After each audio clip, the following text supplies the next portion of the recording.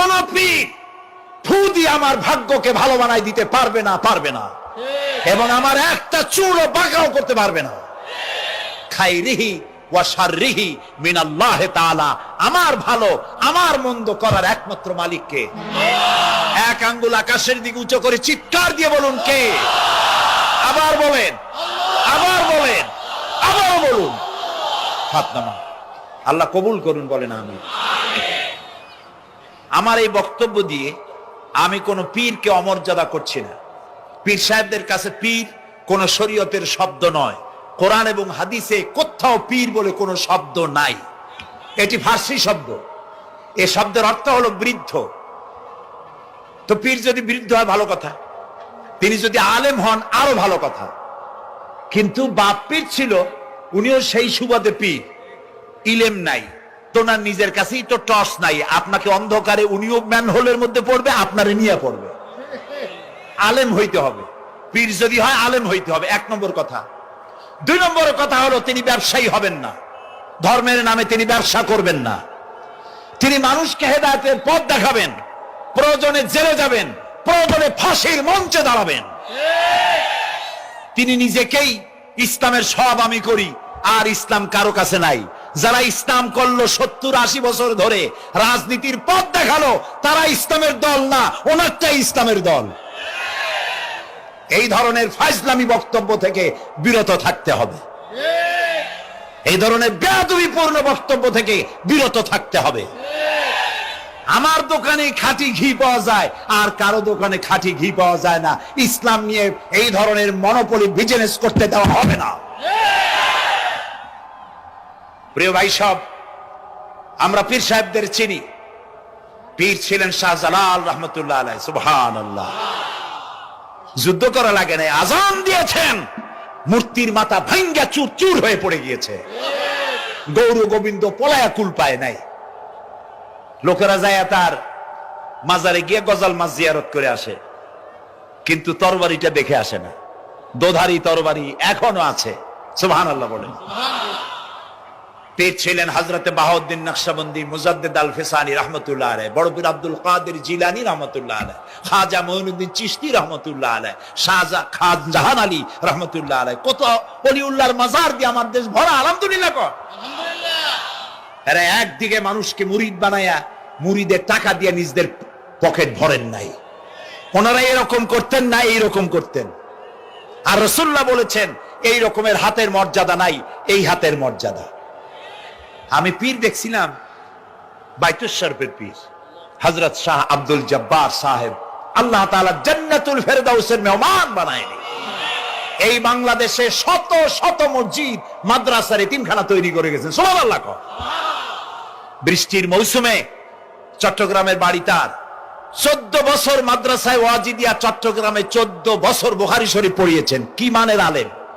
খালি পীর না, মুরিদরা যত টাকা দিত এই টাকা দিয়ে বড় বড় মাদ্রাসা মসজিদ করেছেন। আর বৃষ্টির সময় সাথী সঙ্গী নিয়ে বস্তি এলাকায় যেতেন, পলিথিন দিয়া ছাওয়া, বাচ্চা আর তার স্বামী নিয়ে কাতরায় এক কোনায় বসে আছে, খাবার নাই, চাউল নাই, অসুস্থ, তাদের চাউল দিয়ে আসতেন, তাদের রান্না করার শাকসবজি দিয়ে আসতেন, ওষুধ দিয়ে আসতেন, হাড়ি পাতিল দিয়ে আসতেন। বন্যা হলে, তুফান হলে টাকা উজাড় করে যা মুরিদরা দিত সবগুলি উজাড় করে মানুষের খেদমত করতেন। সুবহানাল্লাহ। কাজী যারা জামায় অনেকগুলো পকেট সমানে নিতে থাকে আর ভরতে থাকে এইভাবে করে, এই ব্যবসায়ীদেরকে পরিত্যাগ করতে হবে। পীর হচ্ছে ওই সমস্ত লোক যারা নাকি ধর্মের নামে ব্যবসা করে না, বরং আল্লাহর দ্বীনকে প্রতিষ্ঠা করার জন্য কথা বলে। প্রিয় ভাই সব, আমাদের জেহেন সাফ করতে হবে, পরিষ্কার করে বুঝতে হবে আমার ভালো আমার মন্দ কে করতে পারেন? সম্রাট শাহজাহান নাম শুনেছেন? কোথার বাদশা বলেন? দিল্লির সম্রাট। সম্রাট শাহজাহান পৃথিবী জোড়া নাম তার। কবি বলছেন, শাহনে জাহাं को जिन्हें फख्र से देते थे बाज, वाज कब्र में है सूरह अलहम्दु की मोहताज। যে শাহজাহানকে কর দিয়া ট্যাক্স দিতে পারলে জনগণ নিজেদেরকে গৌরবান্বিত বলে মনে করত, সেই শাহজাহান কবরে শুয়ে আছে, সূরা ফাতিহার মুহতাজ হয়ে আছে। সুবহানাল্লাহ। যদি কেউ আমার কবরের কাছ থেকে হেঁটে যাইতো আর একটু সূরা ইখলাস পড়ে সবরে সানি করতো, আমি কিছু পাইতাম। আরে এই এতিম ফকির হয়ে শুয়ে আছে। এক ফকির দিল্লি ঘুরতেছে, একজন বলছে, ভাই তোমারে তো খয়রাত করে দেখতেছি আমি সেই ছোটবেলা থেকে, খালি তুমি খয়রাত করো।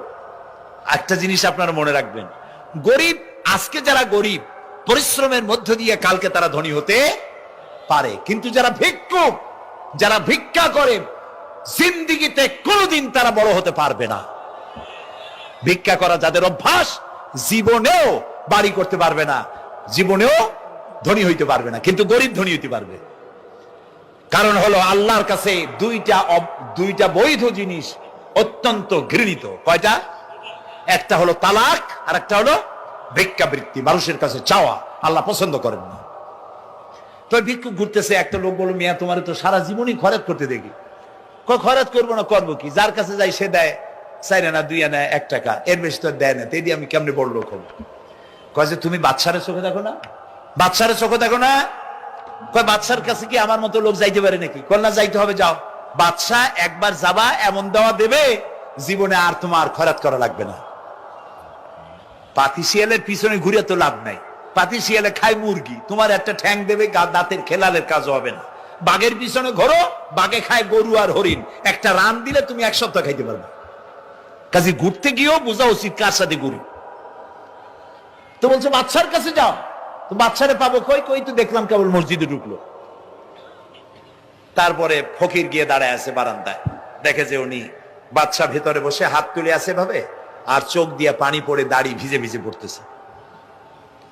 নামাজ শেষ করে, মোনাজাত শেষ করে বাদশা বেরিয়েছেন। কোন বাদশা? শাহজাহান। বাইরে আসার পর ফকির বলল, আসসালামু আলাইকুম বলে ফকির রওনা করছে। বাদশা বলে, দাঁড়াও, তুমি যে রওনা করলা, তোমার তো ভিক্ষুক মনে হয়, আর লোকেরা যারা ভিক্ষুক না তারাও তো আমার কাছে চায়, আর তুমি তো ভিক্ষুক, চাইলে না কেন কিছু? ভিক্ষুক বলে, জাহাপানা, আমি কিছু চাইতে এসেছিলাম আপনার কাছে, কিন্তু আপনার করুণ অবস্থা দেখে আমার জ্ঞানের চোখ খুলে গিয়েছে। আমি দেখতে পেলাম আমি যার কাছে চাইতে এসেছি, আমি তো কান্দি না, হাতও পাতি নাই। যার কাছে চাইতে আসতাম দিল্লির সম্রাট, আবার কোন সম্রাটের কাছে হাত পেতে ভিক্ষুকের মতো কি জানি চায়, আর চোখ দিয়া পানি পড়ে দাড়ি ভিজে ভিজে পড়ছে। আমার জ্ঞানের চোখ খুলে গেছে, দুনিয়ার বাদশার কাছে আর চাইবো না। বাদশা কান্দে যে বাদশার কাছে, তার কাছেই চাইবো। প্রিয় ভাই সব, এই জন্যে জিহেন সাফ করে ফেলুন।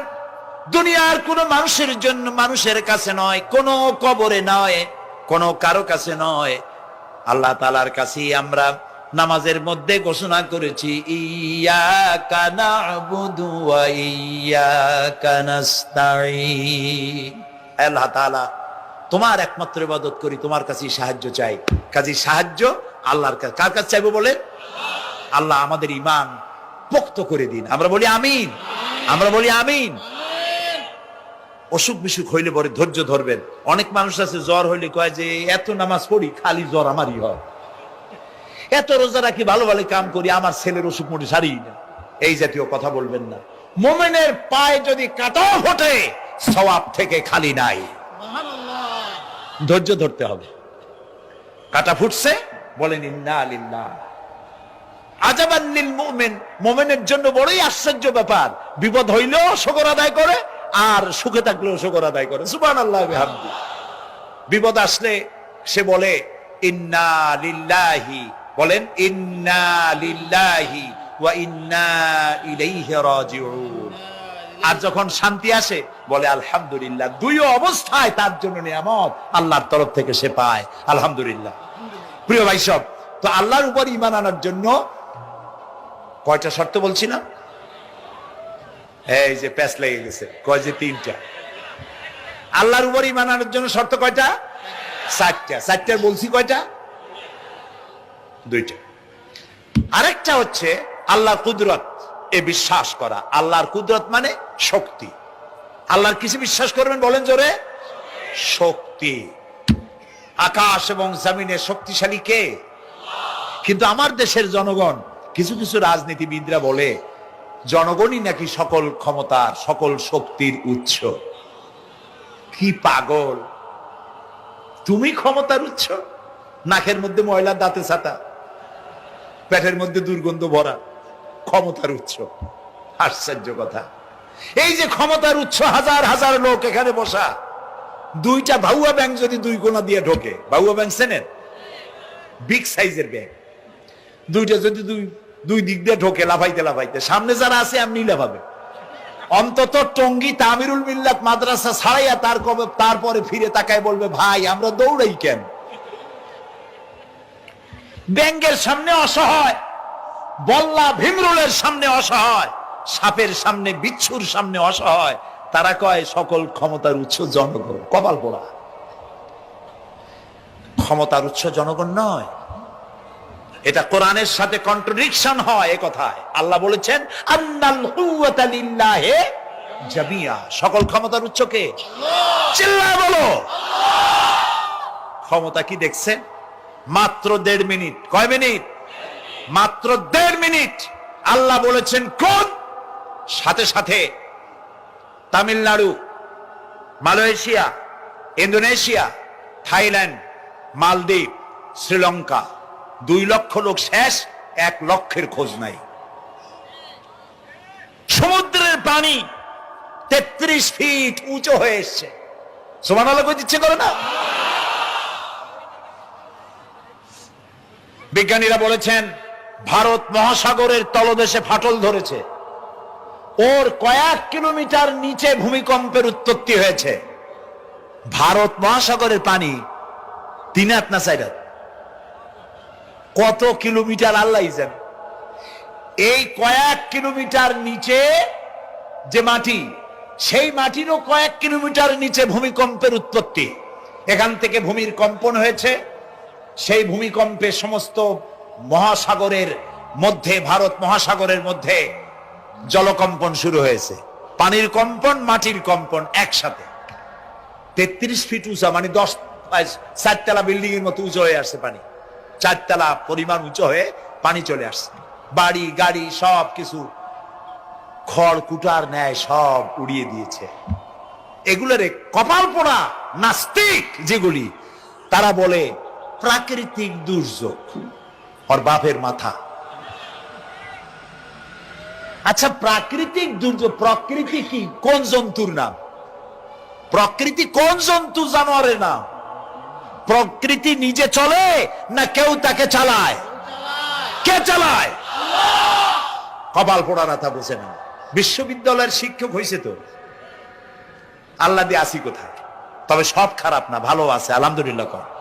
কিছু আছে কপাল পোড়া। বিশেষ করে শান্তিনিকেতনে যারা পড়াশোনা করে আসে, সাহিত্য চর্চা করে, এই সাহিত্য চর্চা করতে করতে এক পর্যায়ে কপাল পুড়ে যায়। আল্লাহরে চিনতে পারে না, সব চেনে আল্লাহরে চেনে না। আল্লাহ এখন চিনাইতেছে ভালো করিয়া। প্রিয় ভাই সব, কওমে আদ, কওমে সামুদ, এগুলিকে আল্লাহ তাআলা ধ্বংস করেছেন। কিয়ামতের আগে এই যে 7টা আকাশ, এই আকাশ সম্পর্কে অবিশ্বাসীরা তারা বলেছে আকাশ বলতে কিছুই নেই, এটা নাকি অনেক দূরে, তাই নীলা নীলে দেখা যায়। কি কপাল পোড়া চিন্তা করো, নীলা নীলা দেখা যায়। এই আকাশ মহাশূন্য।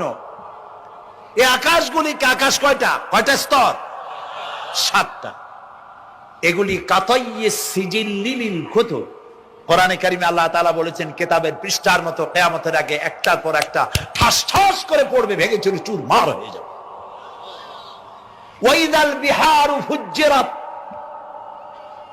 আল্লাহ তাআলা বলছেন ইদাস সামাউ ফাতারাত ওয়াইদাল কাওয়াকিবু ইনতাসারাত ওয়াইদাল বিহারু ফুজ্জিরাত। আকাশের তারকা সমূহ বিক্ষিপ্ত হয়ে পড়বে। অসংখ্য তারকারাজি, বিশাল বিশাল তারকা বিক্ষিপ্ত হয়ে পড়বে। চন্দ্র সূর্য একটার সাথে আরেকটা ধাক্কা লেগে চাঁদ আর সূর্য আলো হারিয়ে ফেলবে, একাকার হয়ে যাবে। পাহাড়গুলো উঁচু করে আল্লাহ তাআলা জমিনের উপরে আছাড় মারবেন, কালিহিনিল মানফুস, তুলার মতো উড়ে চলে যাবে। সুবহানাল্লাহ বলবা না? কত বড় শক্তি আল্লাহ পাকের।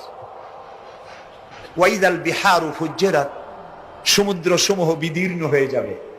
সমুদ্রে যত পানি আছে সমস্ত পানিগুলি নিঃশোষিত হয়ে যাবে মাটির তলায়, এবং সেখানে অগ্নুৎপত্তি হবে। কোরআনে কারীমে আল্লাহ বলে দিয়েছেন গোটা সমুদ্রগুলিতে আগুন জ্বলতে থাকবে। এগুলি কিয়ামতের আলামত। আল্লাহ পাকের অফুরন্ত মেহেরবানি। এই যে কানের কাছ দিয়ে গুলিটা চলে গেছে, কানে লাগে নাই, বাড়ির কাছ থেকে কিয়ামত হয়ে গেল, বাংলাদেশে আল্লাহ বাঁচাই দিলেন। সুবহানাল্লাহ বলো, আলহামদুলিল্লাহ বলে। আমাদের প্রতিবেশী দেশগুলিতে যেভাবে আঘাত লাগছে, ওর 1000 ভাগের 1 ভাগের আঘাত কয়েক সেকেন্ড যদি বাংলাদেশে হতো, আমাদের সব অপরিকল্পিত শহর, রাজুক পারমিশন দিয়েছে 3 তলার, করা হয়েছে 7 তলা। এইভাবে অপরিকল্পিত যত বিল্ডিং আছে এগুলি পচা সিমেন্ট দিয়ে, পচা ইট দিয়ে তৈরি করা হয়েছে। 2-3 সেকেন্ডের ভূমিকম্প যথেষ্ট এই শহর লন্ডভন্ড করে দেওয়া। অসংখ্য মানুষ মারা যাবে, অসংখ্য বাড়ি ঘর শেষ হয়ে যাবে। এদেরকে রেস্কিউ করার মতো মডার্ন ইকুইপমেন্টস গভর্নমেন্টের কাছে নাই। এই জন্য আল্লাহর কাছে সেজদা দিয়া গুনার তওবা করতে হবে, আল্লাহ আমাদের মাফ করে দাও, আমার এই গরিব দেশটাকে কিয়ামত পর্যন্ত এই গজব থেকে বাঁচাও।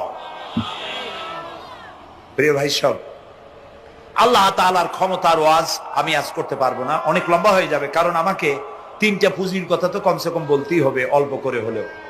শুনবেন তো? আল্লাহ তৌফিক দিক, বলেন আমিন। আল্লাহ তাআলার ক্ষমতায় বিশ্বাস করা, তার প্রচন্ড ক্ষমতা, যা খুশি তাই বলেন করতে পারেন। মরাকে জিন্দাকে মারতে পারেন, মরুভূমিতে ফুল ফুটাতে পারেন। সুবহানাল্লাহ। আসেন, নেতারা আসেন, সিরাতুন নবী মাহফিলে দাঁড়ায় বলেন নবীর আদর্শ অনুসরণ করা ছাড়া উপায় নাই। অথচ ওনার পা থেকে শুরু করে মাথা পর্যন্ত নবীর আদর্শ নাই। আবার এই নেতা রামকৃষ্ণ মিশনে, রামকৃষ্ণ পরমহংসদেব তার মঞ্চে গিয়ে বলেন রামকৃষ্ণের নীতির ছাড়া বিকল্প কিছুই নেই। আবার গৌতম বুদ্ধের জন্মবার্ষিকী উদযাপনের জন্য সেখানে গিয়ে বলেন গৌতম বুদ্ধের অহিংস নীতি অনুসরণ করা ছাড়া জাতির যোগীনাথ হওয়ার আর কোনো পথ নাই। যেখানে যায় সেই জায়গার গুলি ধরে। রবিউল আউয়াল মাস আসতে বলেন আলোকসজ্জা করে, ইয়া নবী সালামু আলাইকা, ইয়া রাসূল সালামু আলাইকা। এরপরে গরম গরম জিলাপি রাসূলুল্লাহকে বুঝায় দেওয়া হলো, হে রাসূল আপনি তাকিয়ে দেখেন কত মহব্বত আপনারে করি, আপনার মহব্বতের জন্য আমাদের শহরের কোন মিষ্টির দোকানে আর মিষ্টি নাই, সব আমরা খাইয়া শেষ করছি। এই হলো মহব্বত। এই মহব্বতে এই ইমানে কাজ হবে না। এই ইমানে বলেন কাজ হবে না। কোন ইমানে কাজ হবে? রাসূলের প্রতি ইমানের অর্থ কি? এর অর্থ হচ্ছে নবী করিম সাল্লাল্লাহু আলাইহি ওয়াসাল্লাম আমাদের রাসূল, আমাদের নেতা। আমাদের রাসূল আমাদের নেতা, আমরা তার উম্মত, তার অনুসারী। অনুসারীর কাজ কি? নেতার পূর্ণাঙ্গ অনুসরণ করণ। রাসূলুল্লাহর আনুগত্য করতে হবে, এটা কে বলেছেন? আল্লাহ রাব্বুল আলামিন সূরা আলে ইমরানের মধ্যে বলেছেন কুল ইন কুনতুম তুহিব্বুনাল্লাহ ফাত্তাবিউনি ইউহিব্বুকুমুল্লাহ ওয়া ইয়াগফির লাকুম যুনুবাকুম আল্লাহু গফুরুর রহিম। হে নবী আপনি বলুন, তোমরা যদি আল্লাহকে ভালোবাসো তাহলে তোমার কাজ হচ্ছে, তোমরা যদি আল্লাহকে ভালোবাসো তাহলে তোমরা আমার আনুগত্য করো, আমার অনুসরণ করো। কার? রাসূলের। বলেন কার? রাসূলের অনুসরণ যদি তোমরা করো, খেয়াল করে শুনতেছেন তো? আল্লাহ তাআলা বলছেন নবী আপনি বলেন তোমরা যদি আল্লাহকে ভালোবাসো, তোমাদের এই দাবি যদি সত্য হয় তাহলে আমার অনুসরণ করো, আমার আনুগত্য করো। আমার অনুসরণ, আমার আনুগত্য করলে পরে তোমাদের কে আল্লাহ রাব্বুল আলামিন ভালোবাসবেন। এবং তোমাদের তামাম জিন্দেগির সমস্ত গুনাহ খাতা আল্লাহ তাআলা মাফ করে দিবে। আমরা কি গুনাহ মাফ করাইতে চাই? বলেন চাই? আসুন রাসূলের আনুগত্য করুন। রাসূলের আনুগত্য কিরকম? রাসূল যেভাবে মোস কাটছে আমরা সেইভাবে মোস কাটবো। তিনি দাড়ি যেভাবে রাখছেন আমরা সেইভাবে রাখবো। তিনি চুল কাটছেন যেভাবে সেইভাবে করব। তিনি পায়ের নখ হাতের নখ যেভাবে কাটছেন সেইভাবে করব। তিনি যেভাবে বিবাহ করেছেন সেই সুন্নত অনুযায়ী বিবাহ, তিনি যেভাবে দেশ চালাইছেন সেইভাবে দেশ চালাবো। রাসূলের অনুসরণের অর্থ শুধু এই নয় যে তিনি যেভাবে সুরমা লাগাইছেন আমি ওইরকম সুরমা দেব, তিনি যেভাবে কদু খাইছে আমিও কদু খাবো, এটা নয়। এটা নয়, শুধু রাসূলের আনুগত্য হবে মুরগির ফার্ম থেকে শুরু করে জাতিসংঘ পর্যন্ত, জীবনের সব ক্ষেত্রে। আর বিশ্বাস করতে হবে তিনি শেষ নবী, তারপরে আর কোন নবী আসবে না। আল্লাহ রাব্বুল আলামিন সূরা আহজাবের মধ্যে বলেছেন, মা কানা মুহাম্মাদুন আবা আহাদিম মির রিজালিকুম ওয়ালাকির রাসূলুল্লাহি ওয়া খাতামান নাবিয়্যিন। মুহাম্মদ সাল্লাল্লাহু আলাইহি ওয়াসাল্লাম তোমাদের কোন পুরুষদের পিতা নন, তিনি আল্লাহর রাসূল এবং তাকে দিয়ে নবুয়তের মিশনকে খতম করে দেওয়া, কমপ্লিট করে দেওয়া হয়েছে। আর কোন নবী, রাসূলুল্লাহ বলেছেন লা নাবিয়্যা বাদি ওয়ালা রাসূল, আমার পরে আর কোন নবী আসবে না, রাসূল আসবে না। কথা বুঝে আসছে? আল্লাহর নবীর পরে আর কোন নবী হবে না। আল্লাহর নবী বলেছেন একটি ইমারত তৈরি করে তার ভিতরে একটা ইট যদি খালি থাকে, একটি ইটের জায়গা যদি শূন্য থাকে, তাহলে সকলের চোখে ধরা পড়বে। ওই ইটখানা দিলে পরে বিল্ডিংটা কমপ্লিট হয়ে যায়। নবুয়তির যে ইমারত আল্লাহ তৈরি করেছিলেন, ওর ভিতরে একটা ইটের অভাব ছিল। আল্লাহ পাক আমাকে দিয়ে সেই শূন্য জায়গা পূরণ করে দিয়ে নবুয়তের মিশনকে কমপ্লিট করে দিয়েছেন। রাসূলুল্লাহ বলেছেন আমার পরে আর কেউ নবী হবে না। পৃথিবীর সব মুসলমানদের আকীদা মুহাম্মদ সাল্লাল্লাহু আলাইহি ওয়াসাল্লামের পরে যদি কেউ নবুয়তের দাবি করে সে কাফির, হাজার বার কাফির। তারা যারা তাকে যারা নবী মানবে তারাও। রাসূলুল্লাহ বলেছেন আমার পরে 30 জন মিথ্যেবাদী নবুয়তের দাবি করবে। তার মধ্যে একজন তো দাবি করছে রাসূলের জীবদ্দশায়, একটা ছিল মেয়ে লোক আর একটা ছিল পুরুষ। পুরুষটার নাম ছিল মুসাইলামা কাযযাব, নামই ছিল কাযযাব। কাযযাব মানে মিথ্যাবাদী। দেখছেন অবস্থা, নামই মিথ্যাবাদী। উম্মতেরা কইল যে আপনি তো একজন নবী, আমরা সৌভাগ্য আর দুর্ভাগ্য হোক আপনারা নবী বলে মানলাম। মুহাম্মদ সাল্লাল্লাহু আলাইহি ওয়াসাল্লামের কাছে প্রায় জিবরাইল আসে আর ওহী আনে, আর আপনি আমাদের কোনো ওহী দিতে পারলেন না পর্যন্ত। কয় যে কেবল না নবী হইলাম, অপেক্ষা করো, ওহী আসবেন। বেশ কিছুদিন যাওয়ার পর খুব চিন্তা ভাবনা করে কয় যে ওহী একটা আসছে। উম্মতেরা সব দৌড়ে আসছে, কি ওহী?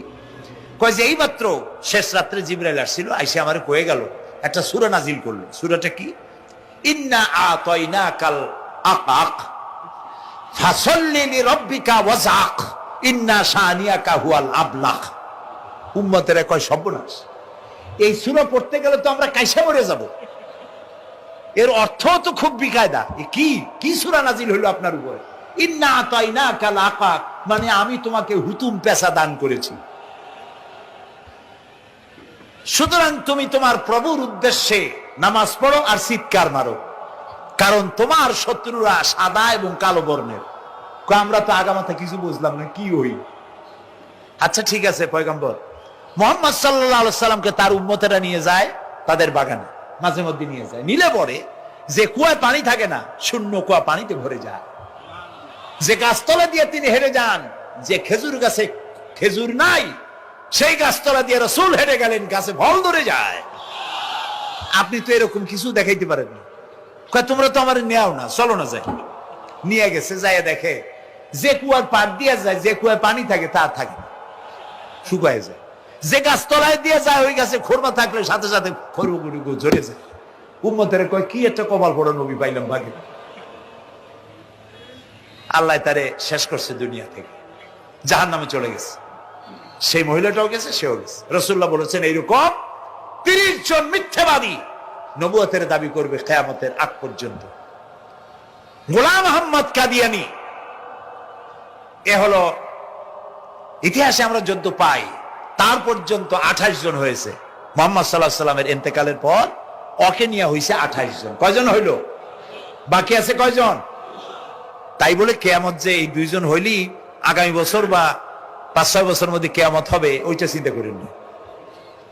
এই পৃথিবীতে একটা লোক আল্লাহ শব্দ উচ্চারণ করার যদি থাকে কিয়ামত সে পর্যন্ত হবে না। সুবহানাল্লাহ। সুতরাং বহুত দেরি আছে কিয়ামতে, তবে ওর মতো আরো শয়তান 2 জন আসবে।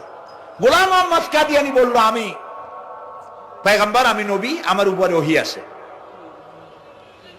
তো তার সঙ্গে ওই যুগের বড় আলেম মাওলানা আতাউল্লাহ শাহ বুখারী রহমতুল্লাহ আলাইহি, তিনি বললেন, আচ্ছা তুমি যে নবুয়তের দাবি করো এই শক্তি তুমি পাও কই? কয় যে আমার শক্তি তো কোরআন, কোরআনের মধ্যেই আছে আমার কথা। কোথায়? কয় সূরা সফের মধ্যে আছে, ইয়াতি মিন বাদি ইসমুহু আহমদ। ঈসা আলাইহিস সালাম আমার ব্যাপারে ফোরকাস্ট করেছেন, ভবিষ্যৎবাণী দিয়েছেন যে আমার আল্লাহ পাকের কথা, তিনি হচ্ছেন গোটা বিশ্বের সর্বশ্রেষ্ঠ চরিত্রের আধার। তার চরিত্রের সার্টিফিকেট আল্লাহ পাক দিচ্ছেন। চরিত্রের সার্টিফিকেট কে দিলেন? আল্লাহ পাক দিয়েছেন। কোরআনে কারীমের মধ্যে আল্লাহ রাব্বুল আলামিন বলেন, ওয়া ইন্নাকা লাআলা খুলুকিন আযীম। নবী হে, আপনি হচ্ছেন পুত পবিত্র চরিত্রের উপরে প্রতিষ্ঠিত। সুবহানাল্লাহি ওয়া বিহামদিহি, আপনি শ্রেষ্ঠ চরিত্রের উপরে প্রতিষ্ঠিত। দেখুন রাসূল করিম সাল্লাল্লাহু আলাইহি ওয়াসাল্লাম নবুয়ত পাওয়ার পর যখন তিনি ঘরে প্রবেশ করেছেন, সর্বপ্রথম হযরত জিবরাইলের সঙ্গে জীবনের প্রথম দেখা, ভয় পেয়েছেন, শরীরে জ্বর এসেছে এবং হযরতে খাদিজাকে গিয়ে বলছেন যে আমাকে ঢেকে দাও, আমি ভয় পেয়েছি। হযরতে খাদিজাতুল কুবরা রাদিয়াল্লাহু তাআলা আনহা তিনি রাসূলকে বলছেন, আবুল কাসেম, হে কাসেমের পিতা, আপনার ভয় পাওয়ার কোনো কারণ নাই। আপনাকে জিন বা শয়তান কোনো অনিষ্ট করতে পারে না, কারণ আপনি এতিমদেরকে, মিসকিনদেরকে খেতে দেন, আপনি বিধবাকে আশ্রয় দেন, আপনি প্রতিবেশীর হক আদায় করেন, আপনি আত্মীয়দের হক আদায় করেন। কি সার্টিফিকেট দিচ্ছেন? স্ত্রী তো স্বামীর জন্য ভালোবাসা দিতে পারে, মহব্বত দিতে পারে, জান দিতে পারে, কিন্তু ঈমান তো আনতে পারে না। ঈমান আনা তো এত সহজ ব্যাপার না। কিন্তু রাসূল করিম সাল্লাল্লাহু আলাইহি ওয়াসাল্লাম যখন তাকে তাওহীদের দাওয়াত দিলেন, রিসালাতের দাওয়াত দিলেন এবং বললেন আমি নবী, হযরত খাদিজা এক মুহূর্ত দেরি করেন। হযরতে খাদিজা তার কাছে রাসূলুল্লাহ যখন রিসালাতের দাওয়াত পেশ করলেন, সঙ্গে সঙ্গে হযরত খাদিজা পড়ে নিলেন, লা ইলাহা ইল্লাল্লাহু মুহাম্মাদুর রাসূলুল্লাহ।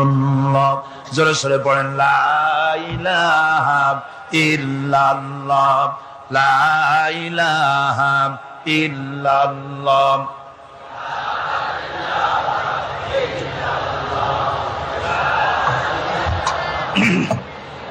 মুহাব্বতের সাথে জোরে জোরে পড়েন, লা ইলাহা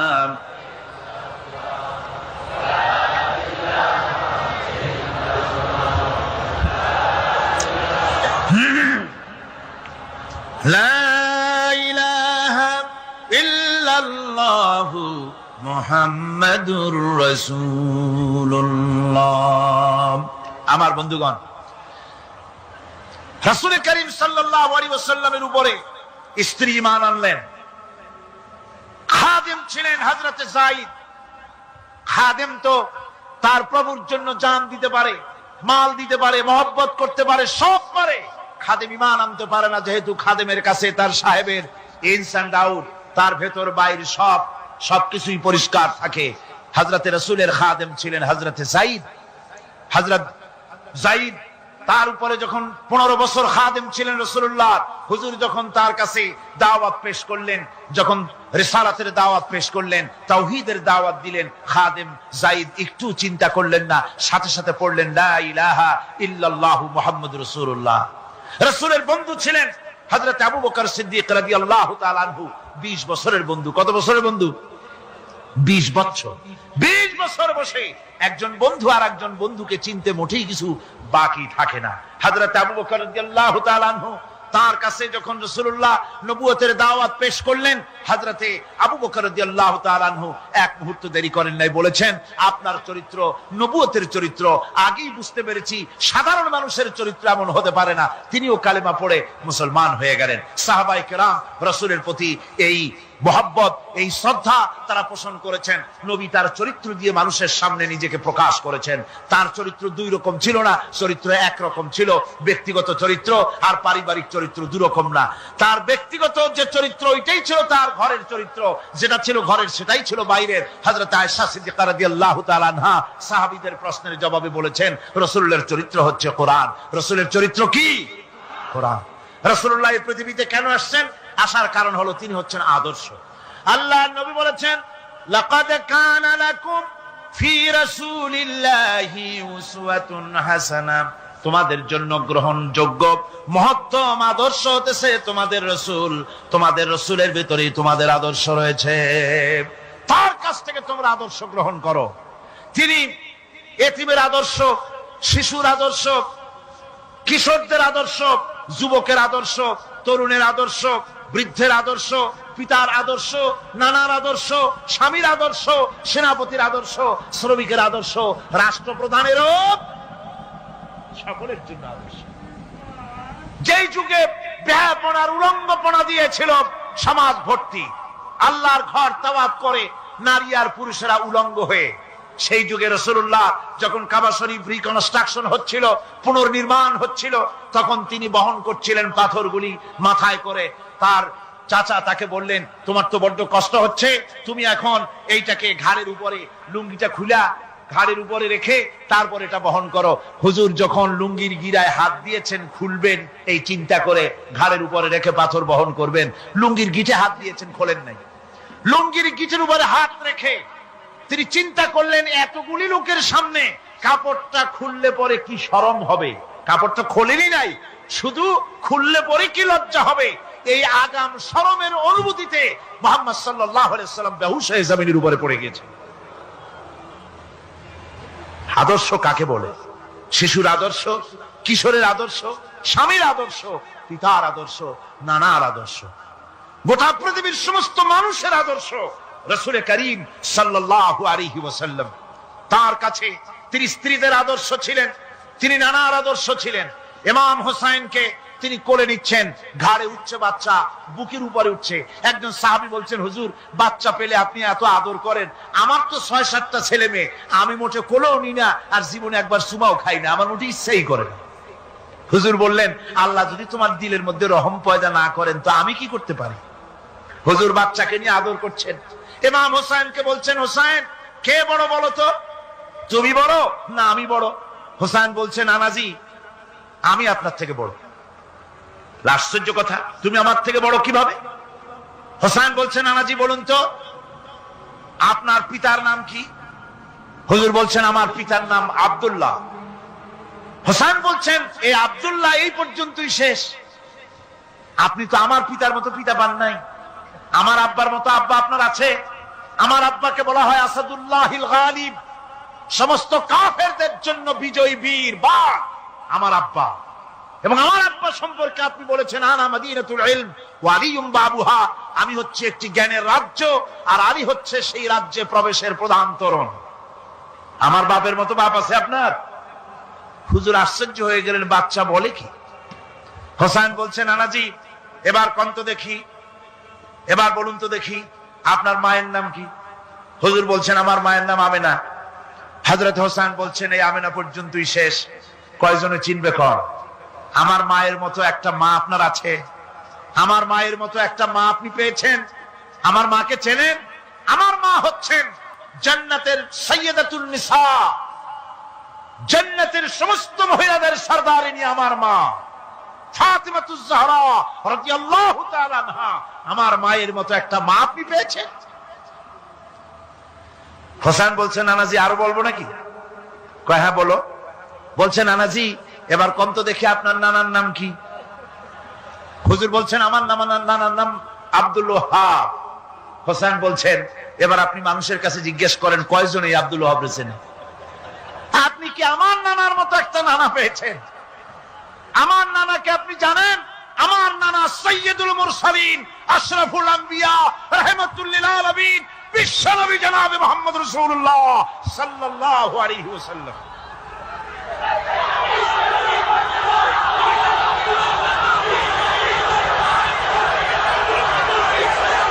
রাসূল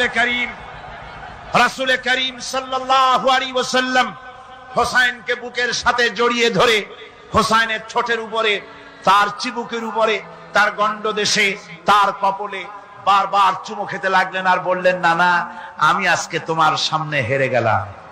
সুবহানাল্লাহি ওয়া বিহামদিহি। কি আদর করতেন তিনি বাচ্চাদেরকে। রাসূলুল্লাহ রাস্তা দিয়ে যেতেন আর বাচ্চারা খেলাধুলা ছেড়ে রাসূলের কাছে ছুটে আসতো। একবার তো রাসূলুল্লাহ একটা বাচ্চার মাথায় হাত বুলিয়ে খেলা ছেড়ে দিয়ে ছুটে আসছে।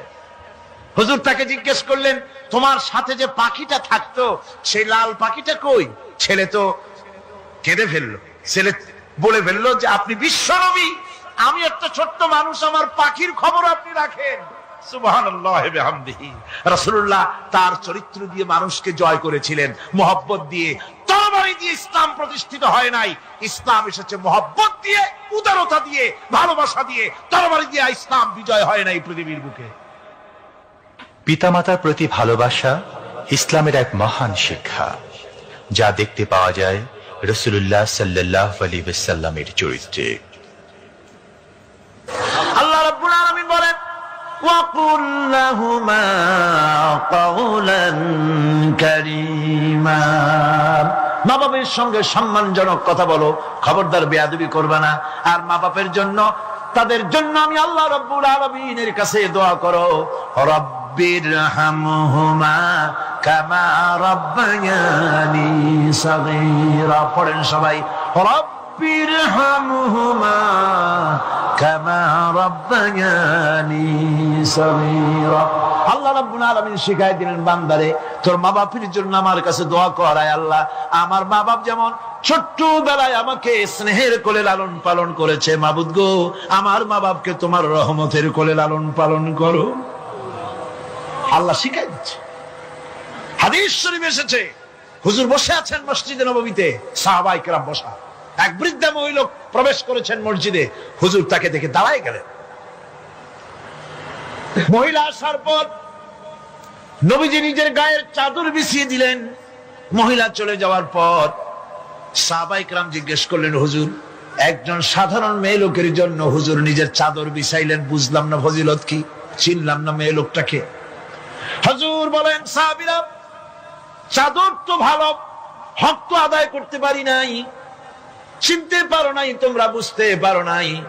আমি দুনিয়া আসার পর আমার মায়ের দুধ আমার কিসমতে তেমন হয় নাই, আমি আমার মায়ের যত্ন তেমন পাই নাই, স্নেহ আদর তেমন পাই নাই। যার বুকের দুধ খাইয়া, যার কোলে কাখে চড়ে আমি বড় হয়েছি, ইনি আমার সেই দুধ মা হযরতে হালিমাতুস সাদিয়া। বন্ধুরা, মা যদি বেঁচে থাকে, রাত্রে বাড়ি গিয়ে পায়ে ধরুন, বলেন, মা, অন্যায় করেছি, জীবনে বহু বেয়াদবি করেছি, আমারে মাফ করে দাও। বিশ্বাস করুন, মা বাপের যদি খেদমত করেন, মা বাপ যদি রাজি থাকে, রিজকে, খাদ্যে, টাকায়, ইজ্জতে জীবনেও কষ্ট হবে না।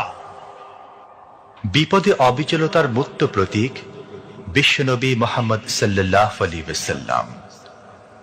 সর্ব অবস্থায় আল্লাহর উপর ভরসা করে ধৈর্য ধরার ক্ষেত্রে তিনি স্থাপন করেছিলেন এক অনন্য দৃষ্টান্ত। হিজরতের ঘটনা তার প্রকৃষ্ট উদাহরণ। আমার ভাইয়েরা, বিপদে অবিচলতা আমাদেরকে পয়গম্বরেরা শিক্ষা দান করেছেন। আমরা দেখতে পেয়েছি বিশ্বনবী জনাবে মুহাম্মদুর রাসূলুল্লাহ সাল্লাল্লাহু আলাইহি ওয়াসাল্লাম হিজরতের রাত, কাফেরেরা চতুর্দিকে দাঁড়ানো। হযরত জিবরাইল এসে বলেন, ইয়া রাসূলুল্লাহ, হে, কাফেরেরা চতুর্দিকে ঘিরে দাঁড়িয়েছে, গভীর রাত, এখন হাতে তাদের তরবারি, সকাল হলে পরেই তারা আপনাকে মেরে ফেলে দিবে, তাড়াতাড়ি ওঠেন, মদিনার দিকে চলে যান। আল্লাহ নবী ঘুমের থেকে জেগে হযরত আলীকে ডেকে বলেন, আলী, আল্লাহ অর্ডার করেছে, আমি মদিনায় চললাম, আমার বিছানার পরে আমার চাদর গায়ে দিয়ে শুয়ে থাকো। হযরত আলী বলেন, আল্লাহর হাবিব, আপনার চাদর গায়ে দিয়ে ঘুমিয়ে থাকবো, সকালবেলায় কাফির বেঈমানেরা আপনার বিছানার পরে আপনার চাদর গায়ে দেওয়া অবস্থায় আমি আলীকে তারা মুহাম্মদ মনে করবে, আর আমি আলীকে নবী মনে করে তারা তাদের তরবারি দিয়া কেটে কেটে টুকরা টুকরা করে আমারে বিদায় করে দেবে দুনিয়া থেকে, এতটুকুনো পরোয়া করি না, বরং আমার দিলের মধ্যে এটাই তৃপ্তি থাকবে যে আমি আলীর জীবনের বিনিময় আল্লাহর হাবিব দুনিয়ায় বেঁচে আছেন। নবীজি ঘরের থেকে বেরোলেন, চতুর্দিকে কাফেররা দাঁড়ানো। আল্লাহর নবী হাতে এক মুষ্টি বালু হাতে নিয়ে শাহ হাতেল বজু পড়ে 3 বার দম করে বালুগুলো ছেড়ে দিলেন। বালিগুলি ঘরের চতুর্দিকে কাফেরদের চোখে চলে গেল। পরবর্তী সময় রব্বুল আলামিন ডেকে বলেন, নবীরে, বালি যখন নিক্ষেপ আপনি করেছিলেন, ধুলাগুলি আপনি তো শুধু নিক্ষেপ করেছিলেন, কিন্তু চতুর্দিকে কাফেরদের চোখে গেল কেমনে? একদিকে মেরেছিলেন, সেই দিকেই তো যাওয়ার কথা ছিল, চতুর্দিকের কাফেরের চোখে চোখে সেগুলো পৌঁছে গেল কেমনে? ওয়ামা রামাইতা ইদ রামাইতা ওয়ালাকিন্নাল্লাহ রামা। আপনি নিক্ষেপ করেন নাই, যখন আপনি নিক্ষেপ করেছিলেন আপনি তো শুধু বালুকণা ছেড়েছেন, আর ওই বালুকণাগুলি ঘরের চতুর্দিকে সব কাফেরদের চোখে পৌঁছবার দায়িত্ব আমার কুদরত গ্রহণ করেছিল। আমার ভাইরা, নবীজি বিপদে, এতগুলি শত্রু তরবারি নিয়ে তিনি বিপদে ধৈর্য হারা হন নাই। আস্তে করে ঘরের থেকে বেরিয়ে হযরত আবু বকরের বাড়িতে গিয়ে হাজির। দরজায় গিয়ে আওয়াজ দিলেন, আবু বকর। অমনি দরজা খুলে গেল। লাব্বাইক ওয়া সাদাইক। হুজুর বলেন, আবু বকর রে, একটা ডাকে কেমনে সাড়া দিলে? তুমি কি ঘুমাইছিলে না? হযরত আবু বকর বলেন, হুজুর, আপনি বলেছেন আমাকে নিয়ে হিজরত করবেন, আমি মনে মনে চিন্তা করেছি, না জানি কত রাত্রে নবীজি আসেন, উঠতে যদি আমার দেরি হয়ে যায়, নবীজি যদি দরজার কাছে দাঁড়ায় দাঁড়ায় আমারে ডাকাডাকি করে, আর আমি যদি ঘুমায় থাকি, তাহলে আল্লাহর নবীর সঙ্গে বেয়াদবি হয়ে যাবে। এই মনে করে বিছানায় না ঘুমাইয়া আপনার গলার আওয়াজ শোনার জন্য এই দরজার সঙ্গে পিঠ লাগাইয়া লাগাইয়া দাঁড়াইয়া ঘুমাচ্ছিলাম। আল্লাহর নবী হযরত আবু বকরকে সঙ্গে করে নিয়ে চললেন মদিনার দিকে। উল্টা পথে রওনা করলেন। বারবার কাবা শরীফের দিকে তাকাতে লাগলেন। বুখারী শরীফে এসেছে, নবীজি বারবার কাবার দিকে তাকিয়ে বলতেছেন, রে কাবা, বড় আশা ছিল তোর কাছে থাকবো, তোর খেদমত করব, কিন্তু তোর নিষ্ঠুর সন্তানেরা তোর কাছে আমারে থাকতে দিল না রে। আল্লাহ নবী মিসফালা দিয়ে জাবালে কেদোয়ার উপর দিয়ে চলে গেলেন জাবালে সুরে। গুহার কাছে যখন গিয়েছেন, ফজর রক্ত হয়ে গেল। হযরত আবু বকর রাদিয়াল্লাহু তাআলা আনহু বলছেন, হুজুর, আর উপায় নাই, দিন হয়ে গেল, এখন বুঝি ধরা পড়ে যাব, ওই গুহার মধ্যে গিয়ে আশ্রয় নেই। তবে আপনি দাঁড়ান, গুহার ভিতরেই পাহাড়িয়া গুহা, বিচ্ছু থাকতে পারে, সাপ থাকতে পারে, আমি আগে ঢুকি, যদি কোনো হিংস্র প্রাণী থাকে আমার উপর দিয়া আঘাত হয়ে যাক, আল্লাহর নবী হেফাজতে থাকুক। হযরত আবু বকর রাদিয়াল্লাহু তাআলা আনহু গুহার ভিতরে নামলেন। নেমে গুহা সাফ করে হুজুরকে ডাকলেন। হুজুর তাশরীফ ফরমালেন গুহার মধ্যে। হুজুর বলেন, আবু বকর, হেঁটে হেঁটে কষ্ট হয়ে গেছে, তুমি বসো, তোমার উরুর উপরে মাথা রেখে আমি একটু ঘুমায়ে যাই। আল্লাহর হাবিব ঘুমায় গেলেন। হযরত আবু বকর লক্ষ্য করে দেখেন চতুর্দিকে অনেকগুলি গর্ত দেখা যায়।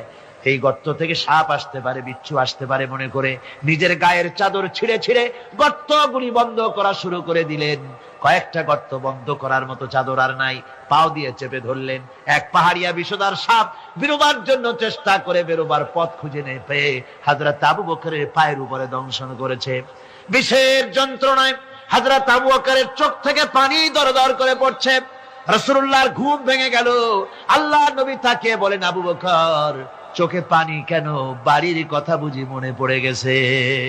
হযরত আবু বকর বলেন, ইয়া রাসূলুল্লাহ, আল্লাহর নামে কসম করে বলি, যেই দিন আমি ঈমান এনেছি ওই দিন থেকে আমার মা বাপ, আমার কোলে আমার সন্তান, আমার স্ত্রী, আমার জায়গা জমি ঘর বাড়ি, এমনকি আমার নিজের আত্মার চাইতে হুজুর আপনারে ভালোবাসি বেশি।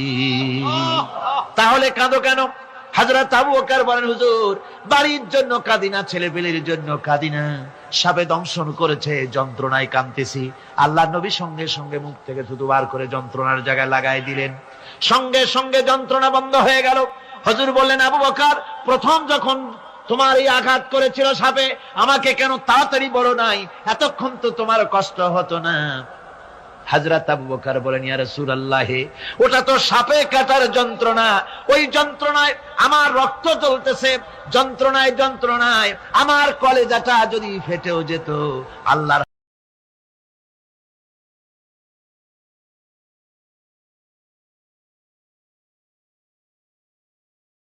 এমন এক সমাজ কায়েম করেছিলেন। আমার হতাশাগ্রস্ত ছাত্ররা, যেসব ছাত্ররা সমাজতন্ত্র তোমরা করো, যারা সমাজতন্ত্র করতে হতাশাগ্রস্ত হয়েছে, এখন যাবো কোথায় বলে হতাশ হয়ে গিয়েছো তোমরা, আমরা তোমাদেরকে দাওয়াত দেই, কোরআনের মাহফিল থেকে দাওয়াত দেই, ফিরে আসো। হতাশ হওয়ার কোনো কারণ নাই। লেনিন মরার, ও মরে গেছে। কার্ল মার্কস মরার, মরে গেছে, পচে গেছে, গলে গেছে, দুনিয়া থেকে শেষ হয়ে গিয়েছে। আল্লাহ নবীর নেতৃত্ব, সূর্য যতদিন উঠবে আর ডুববে, নবীদের নেতৃত্ব শেষ হবে না। ওই নেতৃত্বে আসো, রাসূলের নেতৃত্ব মেনে নাও, কোরআনের শাসন মেনে নাও, তাহলেই শান্তি পাবে তোমরা।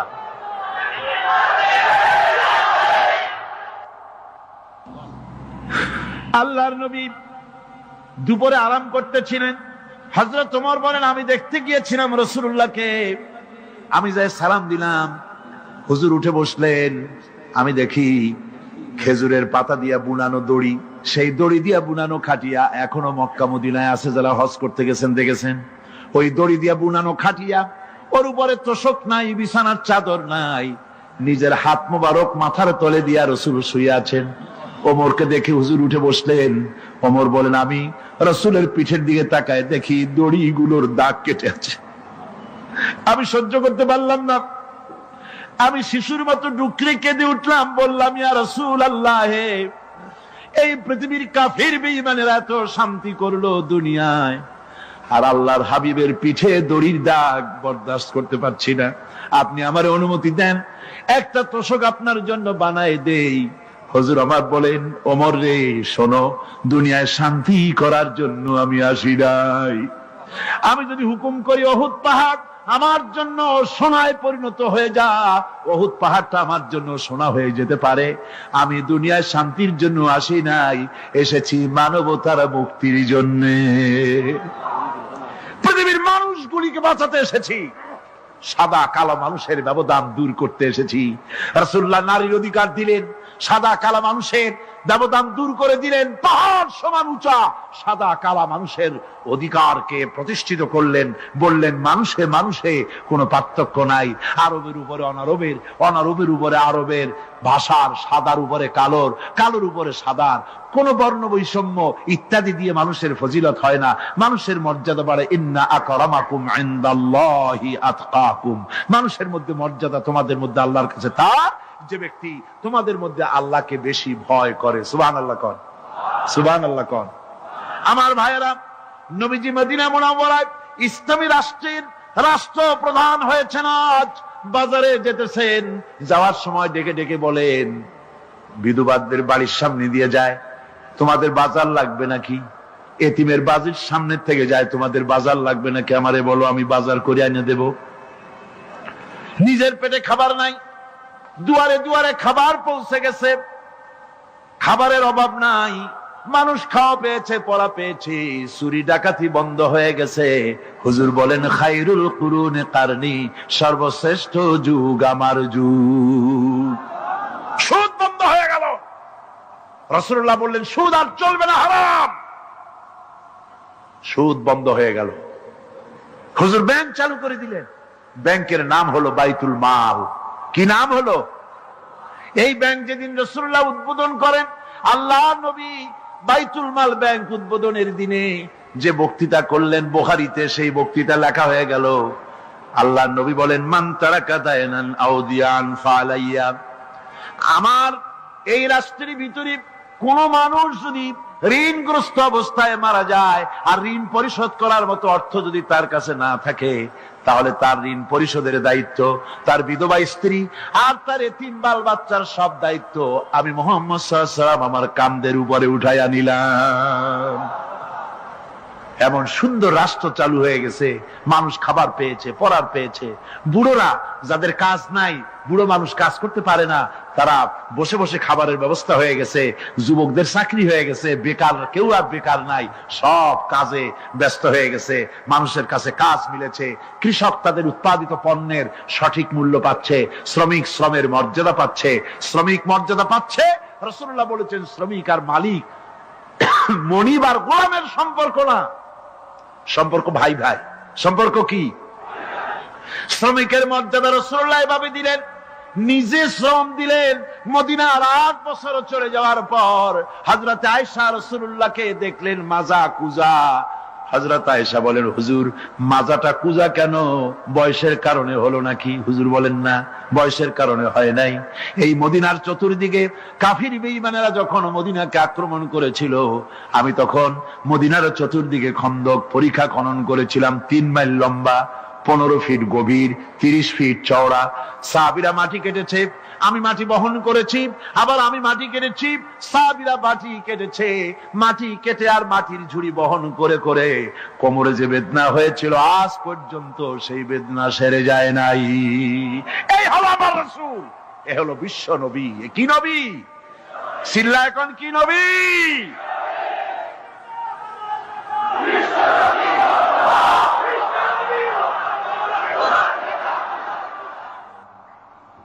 হুকুম করি উহুদ পাহাড় আমার জন্য সোনায় পরিণত হয়ে যা।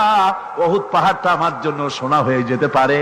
আমি দুনিয়ায় শান্তির জন্য আসি নাই, এসেছি মানবতার মুক্তির জন্য।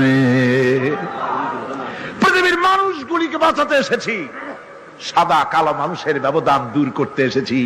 রাসূলুল্লাহ নারীর অধিকার দিলেন, সাদা কালা মানুষের ব্যবধান দূর করে দিলেন। পাহাড় সমান উঁচা সাদা কালা মানুষের অধিকারকে প্রতিষ্ঠিত করলেন।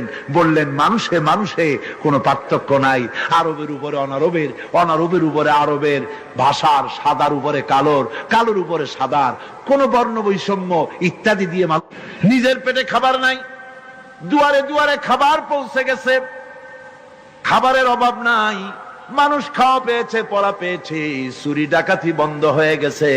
হুজুর বলেন খায়রুল কুরুনে কারনি, সর্বশ্রেষ্ঠ যুগ আমার যুগ। সুদ বন্ধ হয়ে গেল। রাসূলুল্লাহ বললেন সুদ আর চলবে না, হারাম। সুদ বন্ধ হয়ে গেল। হুজুর ব্যাংক চালু করে দিলেন। ব্যাংকের নাম হলো বাইতুল মাল। কি নাম হলো? এই ব্যাংক যেদিন রাসূলুল্লাহ উদ্বোধন করেন, আল্লাহ নবী বাইতুল মাল ব্যাংক উদ্বোধনের দিনে যে বক্তৃতা করলেন, বুখারীতে সেই বক্তৃতা লেখা হয়ে গেল। আল্লাহ নবী বলেন মান তারাকা দায়নান আও দিয়ান ফালাইয়া, আমার এই রাষ্ট্রের ভিতরে কোন মানুষ যদি ঋণগ্রস্ত অবস্থায় মারা যায় আর ঋণ পরিশোধ করার মতো অর্থ যদি তার কাছে না থাকে, তাহলে তার ঋণ পরিশোধের দায়িত্ব তার বিধবা স্ত্রী আর তার এতিম বাল বাচ্চার সব দায়িত্ব আমি মুহাম্মদ সাল্লাল্লাহু আলাইহি ওয়াসাল্লাম আমার কাঁধের উপরে উঠাইয়া নিলাম। এমন সুন্দর রাষ্ট্র চালু হয়ে গেছে, মানুষ খাবার পেয়েছে, পড়ার পেয়েছে। বুড়োরা যাদের কাজ নাই, বুড়ো মানুষ কাজ করতে পারে না, তারা বসে বসে খাবারের ব্যবস্থা হয়ে গেছে। যুবকদের চাকরি হয়ে গেছে, বেকার কেউ আর বেকার নাই, সব কাজে ব্যস্ত হয়ে গেছে, মানুষের কাছে কাজ মিলেছে। কৃষক তাদের উৎপাদিত পণ্যের সঠিক মূল্য পাচ্ছে, শ্রমিক শ্রমের মর্যাদা পাচ্ছে, শ্রমিক মর্যাদা পাচ্ছে। রাসূলুল্লাহ বলেছেন শ্রমিক আর মালিক মনিব আর গোলামের সম্পর্ক না, সম্পর্ক ভাই ভাই। সম্পর্ক কি? শ্রমিকের মর্যাদা রাসূলুল্লাহ এভাবে দিলেন। নিজে শ্রম দিলেন। মদিনার 8 বছর চলে যাওয়ার পর হযরত আয়েশা রাসূলুল্লাহকে দেখলেন মাজা কুজা। হযরত আয়েশা বলেন, হুজুর মাজাটা কুজা কেন? বয়সের কারণে হলো নাকি? হুজুর বলেন, না, বয়সের কারণে হয় নাই। এই মদিনার চতুর্দিকে কাফির বেঈমানেরা যখন মদিনাকে আক্রমণ করেছিল, আমি তখন মদিনার চতুর্দিকে খন্দক পরিখা খনন করেছিলাম, 3 মাইল লম্বা, 15 ফিট গভীর, 30 ফিট চওড়া। সাহাবীরা মাটি কেটেছে, আমি মাটি বহন করেছি, আবার আমি মাটি কেটেছি, সাহাবীরা মাটি কেটেছে। মাটি কেটে আর মাটির ঝুড়ি বহন করে করে কোমরে যে বেদনা হয়েছিল আজ পর্যন্ত সেই বেদনা সেরে যায় নাই। এই হলো আমার রাসূল, এ হলো বিশ্ব নবী। এ কি নবী? সিল্লা এখন কি নবী?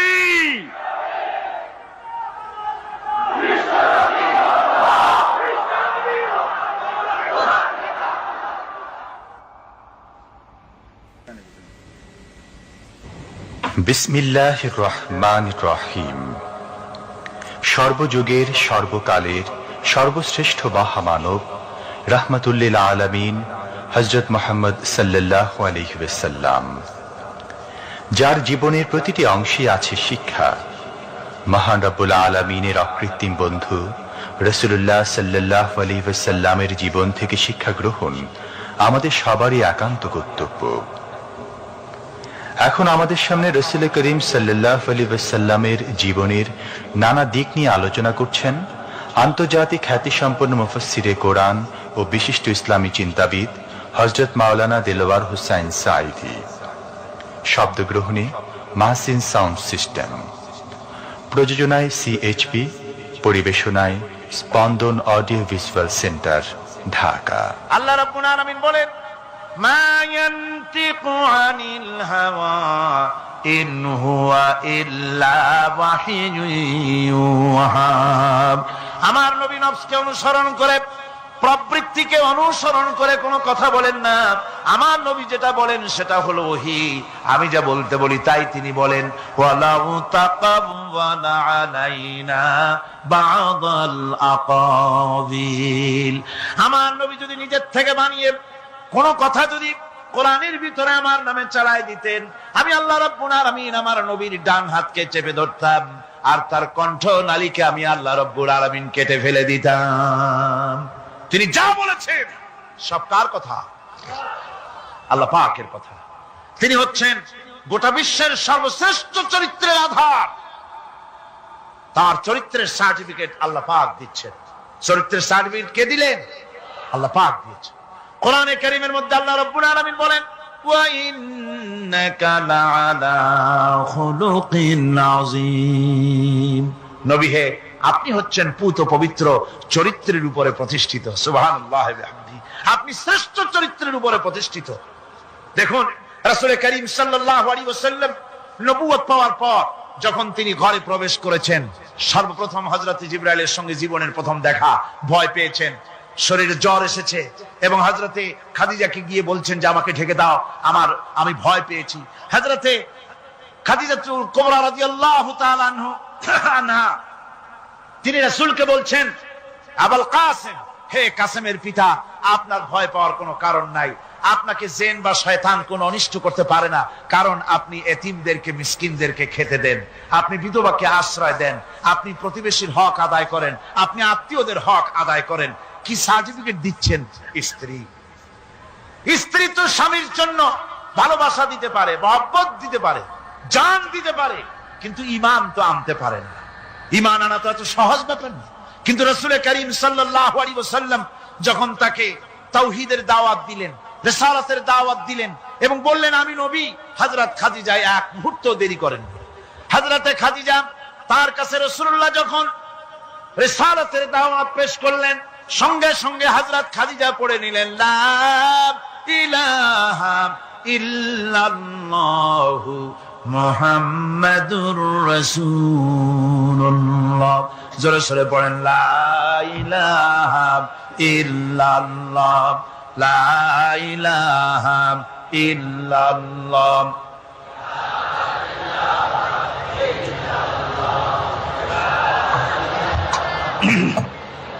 মুহাব্বতের সাথে জোরে সরে পড়েন, লা ইলাহা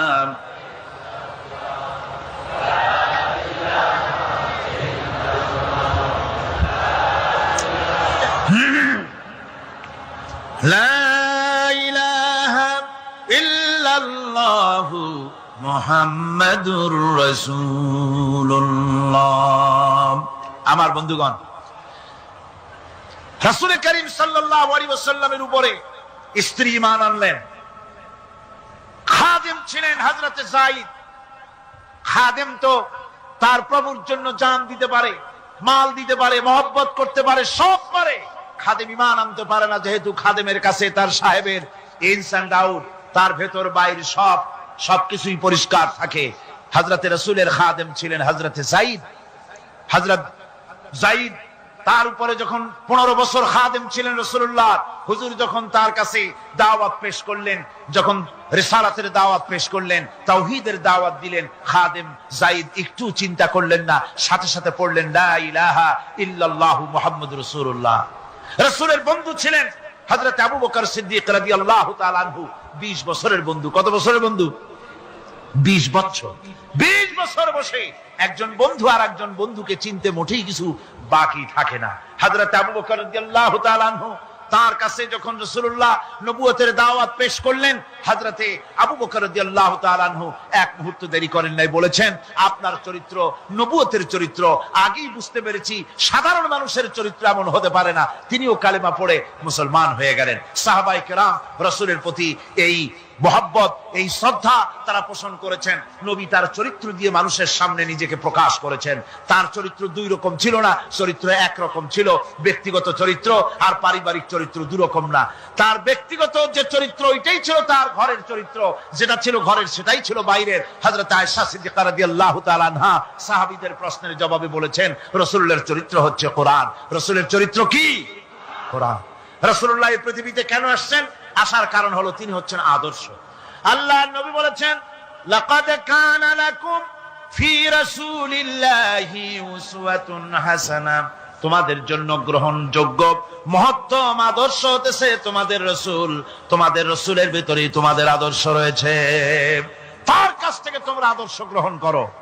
তিনি এতিমের আদর্শ, শিশুর আদর্শ, কিশোরদের আদর্শ, যুবকের আদর্শ, তরুণের আদর্শ, বৃদ্ধের আদর্শ, পিতার আদর্শ, নানার আদর্শ, স্বামীর আদর্শ, সেনাপতির আদর্শ, শ্রমিকের আদর্শ, রাষ্ট্রপ্রধানেরও সকলের জন্য আদর্শ।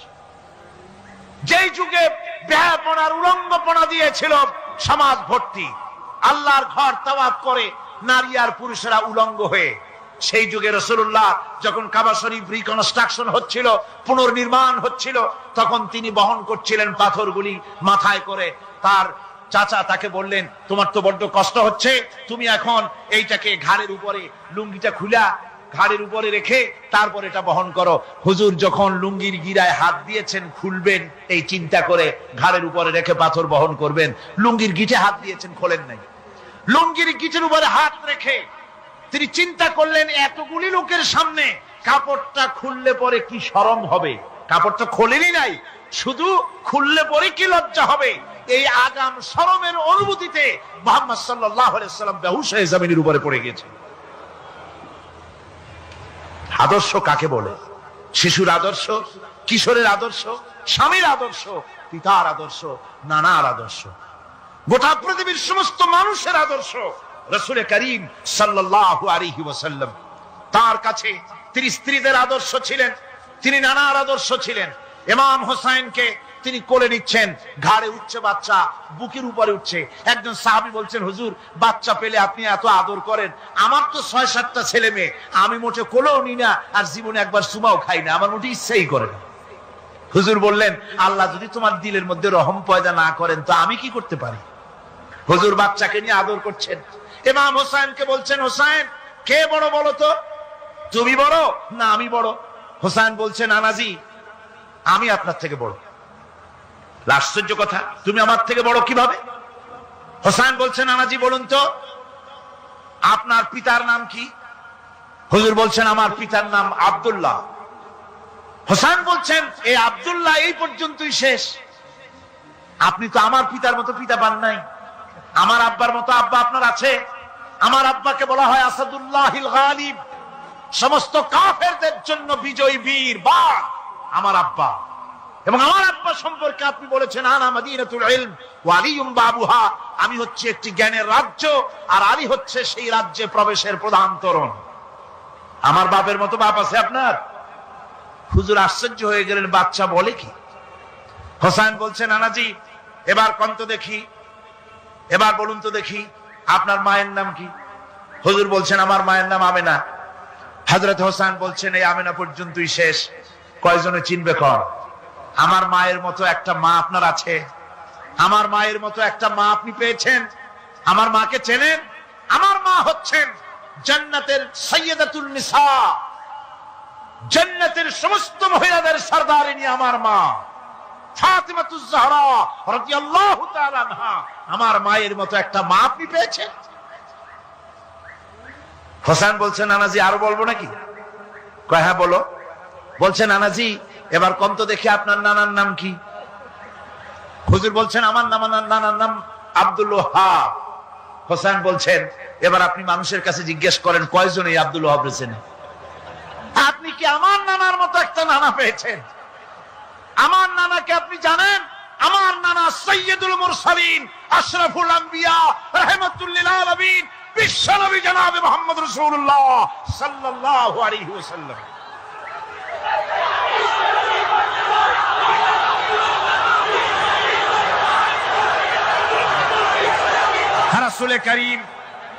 রাসূল করিম সাল্লাল্লাহু আলাইহি ওয়াসাল্লাম হোসাইনকে বুকের সাথে জড়িয়ে ধরে হোসাইনের ঠোঁটের উপরে, তার চিবুকের উপরে, তার গণ্ডদেশে, তার কপলে বারবার চুমু খেতে লাগলেন আর বললেন, নানা আমি আজকে তোমার সামনে হেরে গেলাম।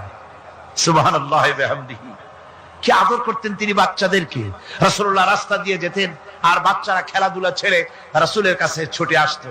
একবার তো রাসূলুল্লাহ একটা বাচ্চার মাথায় হাত বুলিয়ে খেলা ছেড়ে দিয়ে ছুটে আসছে। হুজুর তাকে জিজ্ঞেস করলেন, তোমার সাথে যে পাখিটা থাকতো সেই লাল পাখিটা কই? ছেলে তো কেঁদে ফেললো। ছেলে বলে ফেললো যে আপনি বিশ্বনবী, আমি একটা ছোট্ট মানুষ, আমার পাখির খবর আপনি রাখেন। সুবহানাল্লাহি ওয়া বিহামদিহি। রাসূলুল্লাহ তার চরিত্র দিয়ে মানুষকে জয় করেছিলেন, মহব্বত দিয়ে।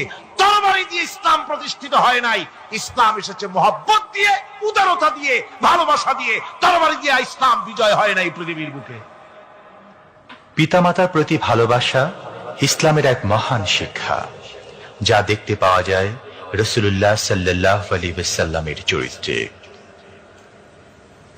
আল্লাহ রাব্বুল আলামিন বলেন, ওয়াকুল লাহুমা কাওলান কারীমা। মা বাবার সঙ্গে সম্মানজনক কথা বলো, খবরদার বেয়াদবি করবে না।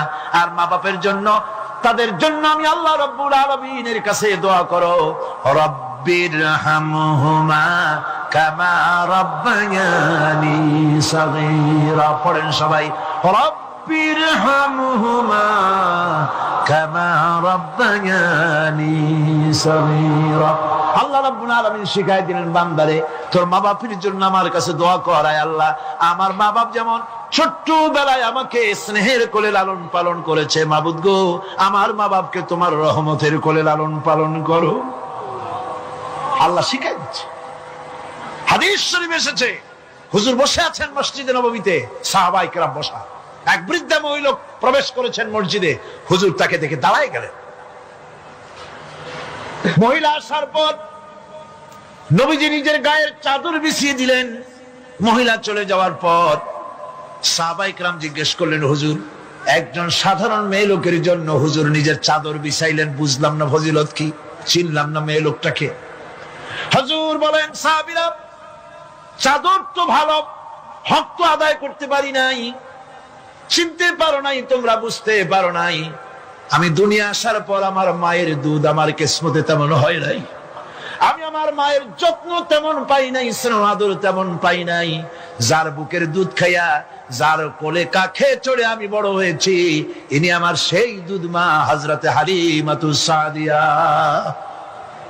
বন্ধুরা, মা যদি বেঁচে থাকে, রাত্রে বাড়ি গিয়ে পায়ে ধরুন, বলেন মা অন্যায় করেছি, জীবনে বহু বেয়াদবি করেছি, আমারে মাফ করে দাও। বিশ্বাস করুন, মা বাপের যদি খেদমত করেন, মা বাপ যদি রাজি থাকে, রিজকে, খাদ্যে, টাকায়, ইজ্জতে জীবনেও কষ্ট হবে না। বিপদে অবিচলতার মুক্ত প্রতীক বিশ্বনবী মুহাম্মদ সাল্লাল্লাহু আলাইহি ওয়াসাল্লাম। সর্ব অবস্থায় আল্লাহর উপর ভরসা করে ধৈর্য ধরার ক্ষেত্রে তিনি স্থাপন করেছিলেন এক অনন্য দৃষ্টান্ত। হিজরতের ঘটনা তার প্রকৃষ্ট উদাহরণ। আমার ভাইয়েরা, বিপদে অবিচলতা আমাদেরকে পয়গম্বরেরা শিক্ষা দান করেছেন।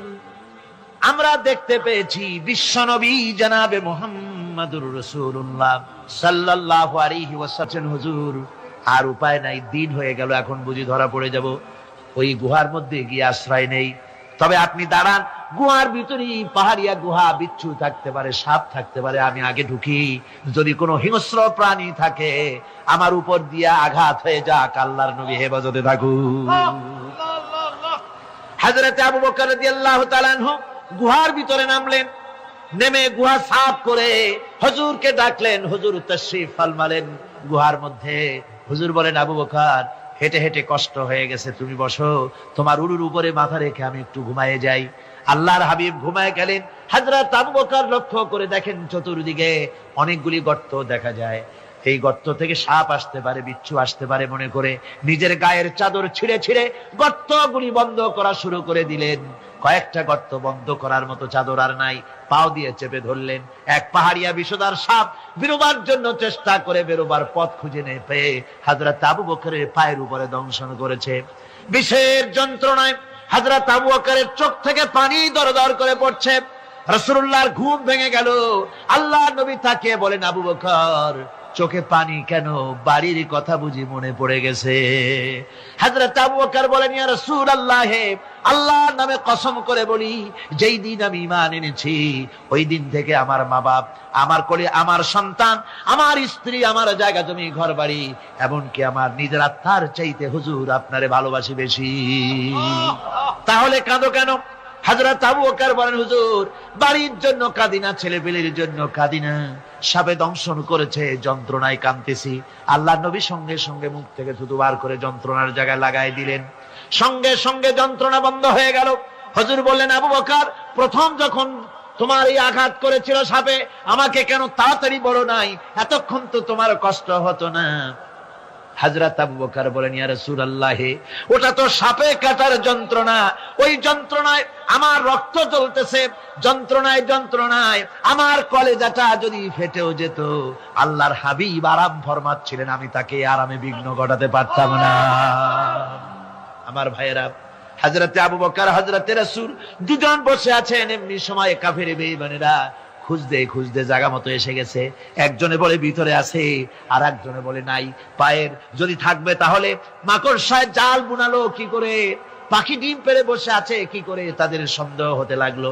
এর মধ্যে নাই, একজন বলে আছে আর একজন বলে নাই। হযরত আবু বকর ভয়ের চোটে কেঁদে ফেলেছেন, হুজুর আর উপায় নাই। এই যে অবস্থা, এই অবস্থার ভিতরে, এই অবস্থার ভেতরেও আল্লাহ নবী এতটুকু ঘাবড়ে যান নাই। শত্রুরা তরবারি নিয়ে এসেছে, সুযোগ পেলে একটু তাকালি দেখতে পাবে, তুলে মেরে ফেলে দেবে। আল্লাহর হাবিব মোটেই ধৈর্য হারালেন না, এতটুকু হতাশ হলেন না। আল্লাহ পাকের হাবিব তার সাথীকে কি বললেন? তখন কোরআনে কারীম সূরা তাওবার মধ্যে আল্লাহ তা উদ্ধৃত করেছেন মুমিনদের জন্য, ইযহুমা ফিল গার ইয ইয়াকুলু লিসাহিবিহি লা তাহজান ইন্নাল্লাহা মা'ানা। ও আমার সাথী, ও বন্ধু, ভয় করো না, চিন্তা করো না, আমরা মাইনরিটি নই, আমরাই মেজরিটি। তার কারণ আল্লাহ আমাদের সাথে আছেন। সুবহানাল্লাহ। রাসূলুল্লাহ সাল্লাল্লাহু আলাইহি ওয়াসাল্লাম অত্যন্ত সাদাসিধে জীবন যাপন করতেন। হিজরত করে মদিনায় গিয়ে ইসলামী রাষ্ট্র কায়েম করার পরও তার দারিদ্রতা কাটেনি। হাদিসে এসেছে সে কথা। হযরত আবু হুরায়রা রাদিয়াল্লাহু তাআলা আনহু বলেন, আমি রাসূলুল্লাহর কাছে গেলাম, হুজুরকে গিয়ে সালাম করলাম। আল্লাহর নবী সালামের জবাব দিলেন, কিন্তু দেখতে পেলাম মুখ নড়ে, আওয়াজ বের হলো না। কারণ কি? কাছে গিয়ে দেখি নবীজি ক্ষুধার যন্ত্রণায় কথা বলতেছেন, আওয়াজ বেরোতেছে না। এত ক্ষুধা লেগেছে আল্লাহর নবীর। 2-4 দিন চলে গেছে, খাবার নাই।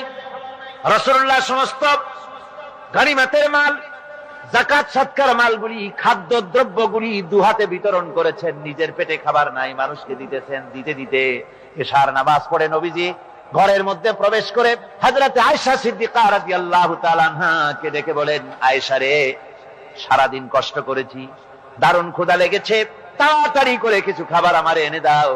হযরত আয়েশা হুজুরের ক্ষুধার্ত শ্রান্ত ক্লান্ত চেহারার দিকে তাকাইয়া হযরত আয়েশা কেঁদে ফেলেছেন। হযরত মা আয়েশা কাঁদেন আর বলেন, ইয়া রাসূলুল্লাহ, আল্লাহর নামের কসম করে বলি, আমি আয়েশার ঘরে কোনো পানি ছাড়া কোনো খাবার নাই। এই ছিল রাসূলের আদর্শ। হাদিস শরীফে এসেছে, আল্লাহর নবী বলেন, তোমরা যদি রাষ্ট্রীয় ক্ষমতায় যাও, বাড়ি না থাকলে সরকারি খরচ একটা বাড়ি নিতে পারো। তোমার যদি যানবাহন না থাকে, সরকারি খরচে যানবাহন নিতে পারো। ছেলে মেয়ের কাপড় চোপড়, লেখাপড়া, শিক্ষা চিকিৎসার জন্য যদি না থাকে, তাহলে তুমি সরকার থেকে নিতে পারো।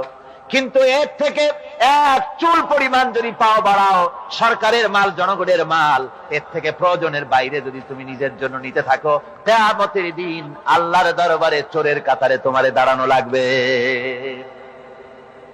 দুনিয়ায় যত সম্মান পাও না কেন, কিয়ামতে আল্লাহর দরবারে কিসের কাতারে দাঁড়াবে? চোরের কাতারে দাঁড়াতে হবে। রাসূল পাক সাল্লাল্লাহু আলাইহি ওয়াসাল্লাম এমন এক সমাজ কায়েম করেছিলেন। আমার হতাশাগ্রস্ত ছাত্ররা, যেসব ছাত্ররা সমাজতন্ত্র তোমরা করো, যারা সমাজতন্ত্র করতে হতাশাগ্রস্ত হয়েছে, এখন যাব কোথায় বলে হতাশ হয়ে গিয়েছো তোমরা, আমরা তোমাদেরকে দাওয়াত দেই, কোরআনের মাহফিল থেকে দাওয়াত দেই, ফিরে আসো। হতাশ হওয়ার কোনো কারণ নাই। লেনিন মরার, ও মরে গেছে। কার্ল মার্কস মরার, মরে গেছে, পচে গেছে, গলে গেছে, দুনিয়া থেকে শেষ হয়ে গিয়েছে।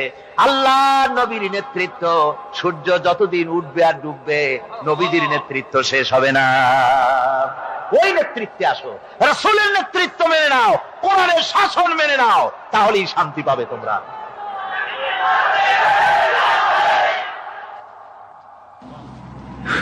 আল্লাহর নবী দুপুরে আরাম করতেছিলেন। হযরত ওমর বলেন, আমি দেখতে গিয়েছিলাম রাসূলুল্লাহকে, আমি যাই সালাম দিলাম, হুজুর উঠে বসলেন। আমি দেখি খেজুরের পাতা দিয়া বুনানো দড়ি, সেই দড়ি দিয়া বুনানো খাটিয়া এখনো মক্কা মদিনায় আছে, যারা হজ করতে গেছেন দেখেছেন। ওই দড়ি দিয়া বুনানো খাটিয়া, ওর উপরে তোশক নাই, বিছানার চাদর নাই, নিজের হাত মোবারক মাথার তলে দিয়া রাসূল শুয়ে আছেন। ওমরকে দেখে হুজুর উঠে বসলেন। ওমর বলেন, আমি রাসূলের পিঠের দিকে তাকায় দেখি দড়িগুলোর দাগ কেটে আছে। আমি সহ্য করতে পারলাম না, আমি শিশুর মতো ডুকরে কেঁদে উঠলাম, বললাম, ইয়া রাসূলুল্লাহ, এই পৃথিবীর কাফির বেঈমানেরা এত শান্তি করলো দুনিয়ায়, আর আল্লাহর হাবিবের পিঠে দড়ির দাগ বরদাস্ত করতে পারছি না। আপনি আমার অনুমতি দেন, একটা তোশক আপনার জন্য বানায় দেই। হুজুর আমার বলেন, ওমর রে শোনো, দুনিয়ায় শান্তি করার জন্য আমি আসি নাই। আমি যদি হুকুম করি উহুদ পাহাড় আমার জন্য সোনায় পরিণত হয়ে যা, উহুদ পাহাড়টা আমার জন্য সোনা হয়ে যেতে পারে। আমি দুনিয়ায় শান্তির জন্য আসি নাই, এসেছি মানবতার মুক্তির জন্য। পৃথিবীর মানুষগুলিকে বাঁচাতে এসেছি, সাদা কালো মানুষের ব্যবধান দূর করতে এসেছি। রাসূলুল্লাহ নারীর অধিকার দিলেন, সাদা কালা মানুষের ব্যবধান দূর করে দিলেন। পাহাড় সমান উঁচা সাদা কালা মানুষের অধিকারকে প্রতিষ্ঠিত করলেন, বললেন মানুষে মানুষে কোনো পার্থক্য নাই।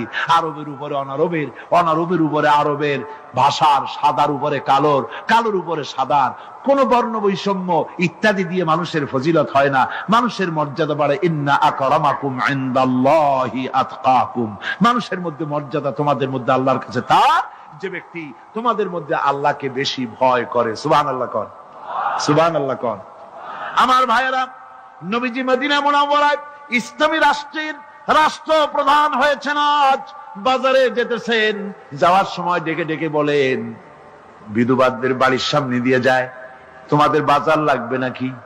এতিমের বাড়ির সামনে থেকে যায়, তোমাদের বাজার লাগবে নাকি? আমারে বলো, আমি বাজার করে এনে দেব।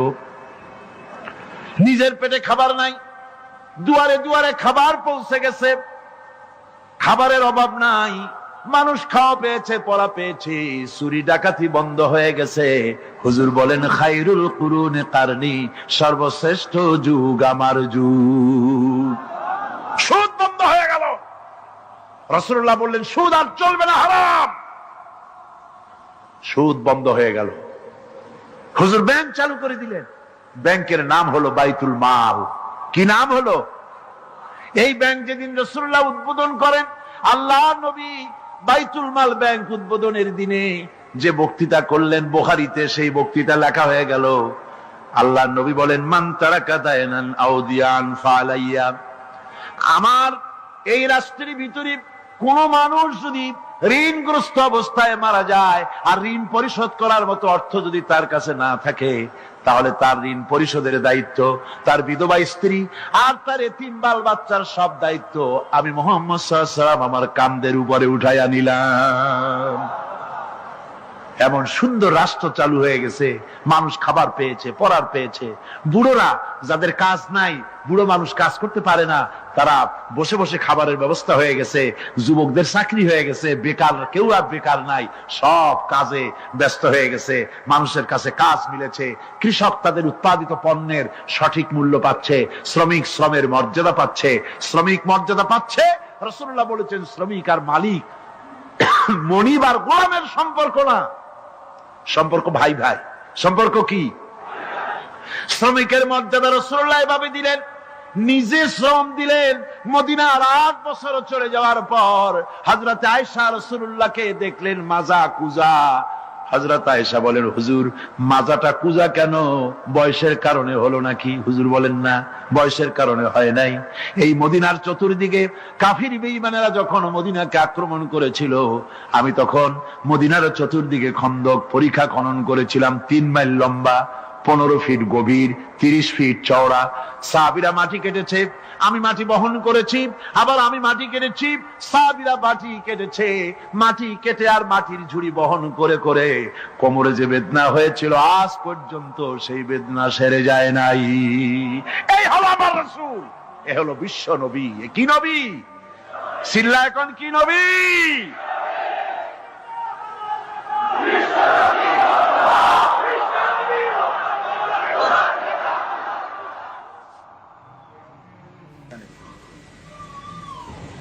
বিসমিল্লাহির রহমানির রহিম।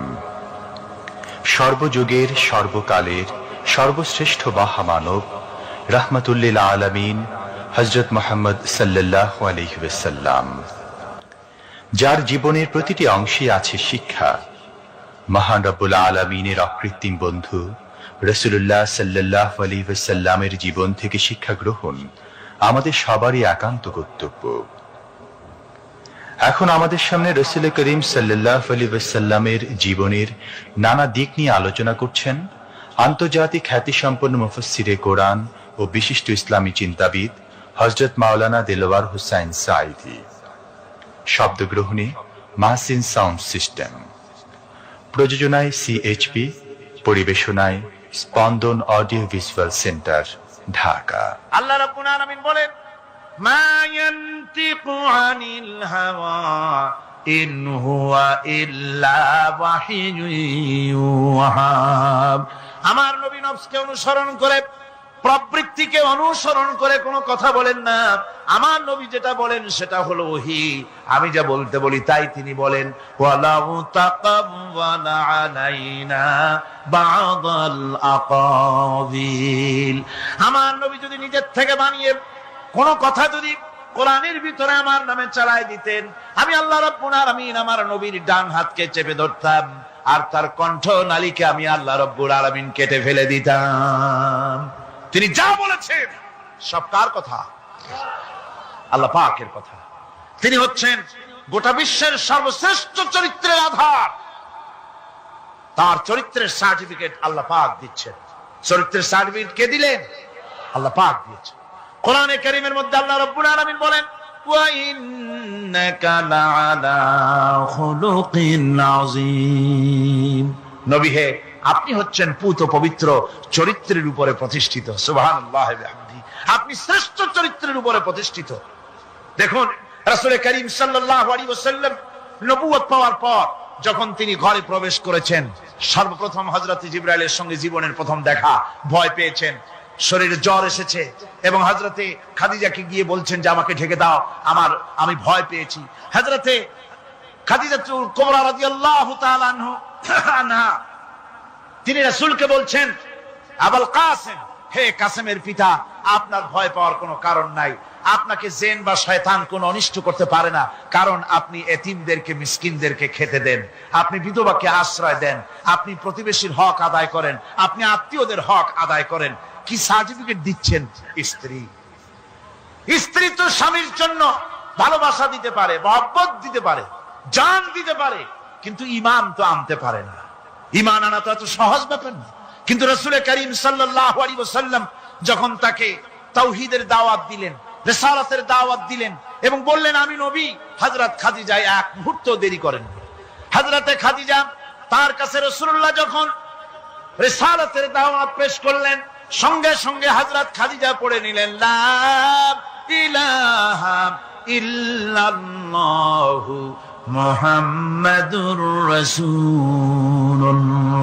জোরে সরে পড়েন লা ইলাহা ইল্লাল্লাহ, লা ইলাহা ইল্লাল্লাহ।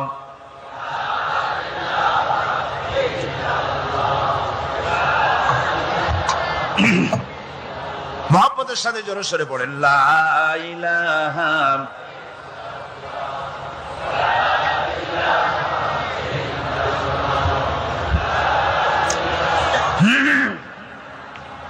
লা ইলাহা ইল্লাল্লাহু মুহাম্মাদুর রাসূলুল্লাহ। আমার বন্ধুগণ, রাসূল করিম সাল্লাল্লাহু আলাইহি ওয়াসাল্লামের উপরে স্ত্রী ঈমান আনলেন। খাদেম ছিলেন হযরতে যায়েদ। খাদেম তো তার প্রভুর জন্য জান দিতে পারে, মাল দিতে পারে, মহব্বত করতে পারে, সব পারে। খাদেম ঈমান আনতে পারে না, যেহেতু খাদেমের কাছে তার সাহেবের ইনস এন্ড আউট, তার ভেতর বাইরে সবকিছুই পরিষ্কার থাকে। হযরতে রাসূলের খাদেম ছিলেন হযরতে যায়েদ। হযরত যায়েদ তার উপরে যখন 15 বছর খাদেম ছিলেন রাসূলুল্লাহ, হুজুর যখন তার কাছে দাওয়াত পেশ করলেন, যখন রিসালাতের দাওয়াত পেশ করলেন, তাওহীদের দাওয়াত দিলেন, খাদেম যায়েদ একটু চিন্তা করলেন না, সাথে সাথে পড়লেন লা ইলাহা ইল্লাল্লাহু মুহাম্মাদুর রাসূলুল্লাহ। রাসূলের বন্ধু ছিলেন হযরত আবু বকর সিদ্দিক রাদিয়াল্লাহু তাআলা আনহু। 20 বছরের বন্ধু। কত বছরের বন্ধু? 20 বছর। 20 বছর বসে একজন বন্ধু আর একজন বন্ধুকে চিনতে মোটেই কিছু বাকি থাকে না। হযরত আবু বকর রাদিয়াল্লাহু তাআলা আনহু তার কাছে যখন রাসূলুল্লাহ নবুয়তের দাওয়াত পেশ করলেন, হযরতে আবু বকর রাদিয়াল্লাহু তাআলা আনহু এক মুহূর্ত দেরি করেন নাই, বলেছেন আপনার চরিত্র নবুয়তের চরিত্র আগেই বুঝতে পেরেছি, সাধারণ মানুষের চরিত্র এমন হতে পারে না। তিনিও কালেমা পড়ে মুসলমান হয়ে গেলেন। সাহাবায়ে কেরাম রাসূলের প্রতি এই মহব্বত, এই শ্রদ্ধা তারা পোষণ করেছেন। নবী তার চরিত্র দিয়ে মানুষের সামনে নিজেকে প্রকাশ করেছেন। তার চরিত্র দুই রকম ছিল না, চরিত্র একরকম ছিল। ব্যক্তিগত চরিত্র আর পারিবারিক চরিত্র দুই রকম না। তার ব্যক্তিগত যে চরিত্র ওইটাই ছিল তার ঘরের চরিত্র, যেটা ছিল ঘরের সেটাই ছিল বাইরের। হযরত আয়েশা সিদ্দিকা রাদিয়াল্লাহু তাআলা আনহা সাহাবীদের প্রশ্নের জবাবে বলেছেন, রাসূলের চরিত্র হচ্ছে কোরআন। রাসূলের চরিত্র কি? কোরআন। রাসূলুল্লাহ এই পৃথিবীতে কেন আসছেন? আসার কারণ হলো তিনি হচ্ছেন আদর্শ। আল্লাহর নবী বলেছেন, লাকাদ কানা লাকুম ফি রাসূলিল্লাহি উসওয়াতুন হাসানাহ, তোমাদের জন্য গ্রহণযোগ্য মহত্তম আদর্শ হতেছে তোমাদের রাসূল। তোমাদের রাসূলের ভিতরেই তোমাদের আদর্শ রয়েছে, তার কাছ থেকে তোমরা আদর্শ গ্রহণ করো। তিনি এতিমের আদর্শ, শিশুর আদর্শ, কিশোরদের আদর্শ, যুবকের আদর্শ, তরুণের আদর্শ, বৃদ্ধের আদর্শ, পিতার আদর্শ, নানার আদর্শ, স্বামীর আদর্শ, সেনাপতির আদর্শ, শ্রমিকের আদর্শ, রাষ্ট্রপ্রধানেরও সকলের জন্য আদর্শ। যেই যুগে বেহাপনার উলঙ্গপনা দিয়েছিল সমাজ ভর্তি, আল্লাহর ঘর তাওয়াফ করে নারী আর পুরুষেরা উলঙ্গ হয়ে, সেই যুগে রাসূলুল্লাহ যখন কাবা শরীফ রিকনস্ট্রাকশন হচ্ছিল, পুনর্নির্মাণ হচ্ছিল, তখন তিনি বহন করছিলেন পাথরগুলি মাথায় করে। তার চাচা তাকে বললেন, তোমার তো বড্ড কষ্ট হচ্ছে, তুমি এখন এইটাকে ঘাড়ের উপরে, লুঙ্গিটা খুলা ঘাড়ের উপরে রেখে তারপর এটা বহন করো। হুজুর যখন লুঙ্গির গিরায় হাত দিয়েছেন খুলবেন এই চিন্তা করে, ঘাড়ের উপরে রেখে পাথর বহন করবেন, লুঙ্গির গিটে হাত দিয়েছেন, খোলেন নাই। লুঙ্গির গিটের উপরে হাত রেখে তিনি চিন্তা করলেন, এতগুলি লোকের সামনে কাপড়টা খুললে পরে কি শরম হবে। কাপড়টা খোলেনি নাই, শুধু খুললে পরে কি লজ্জা হবে। এই আগাম শরমের অনুভূতিতে মুহাম্মদ সাল্লাল্লাহু আলাইহি ওয়াসাল্লাম বেহুশ হয়ে জমিনের উপরে পড়ে গেছেন। আদর্শ কাকে বলে? শিশুর আদর্শ, কিশোরের আদর্শ, স্বামীর আদর্শ, পিতার আদর্শ, নানার আদর্শ, গোটা পৃথিবীর সমস্ত মানুষের আদর্শ রাসূল করিম সাল্লাল্লাহু আলাইহি ওয়াসাল্লাম। তার কাছে তিনি স্ত্রীদের আদর্শ ছিলেন, তিনি নানার আদর্শ ছিলেন। ইমাম হোসেনকে তিনি কোলে নিচ্ছেন, ঘাড়ে উঠছে বাচ্চা, বুকের উপরে উঠছে। একজন সাহাবী বলছেন, হুজুর বাচ্চা পেলে আপনি এত আদর করেন, আমার তো ৬-৭টা ছেলে মেয়ে, আমি মোটে কোলেও নি না, আর জীবনে একবার সুমাও খাই না, আমার মোটে ইচ্ছাই করে না।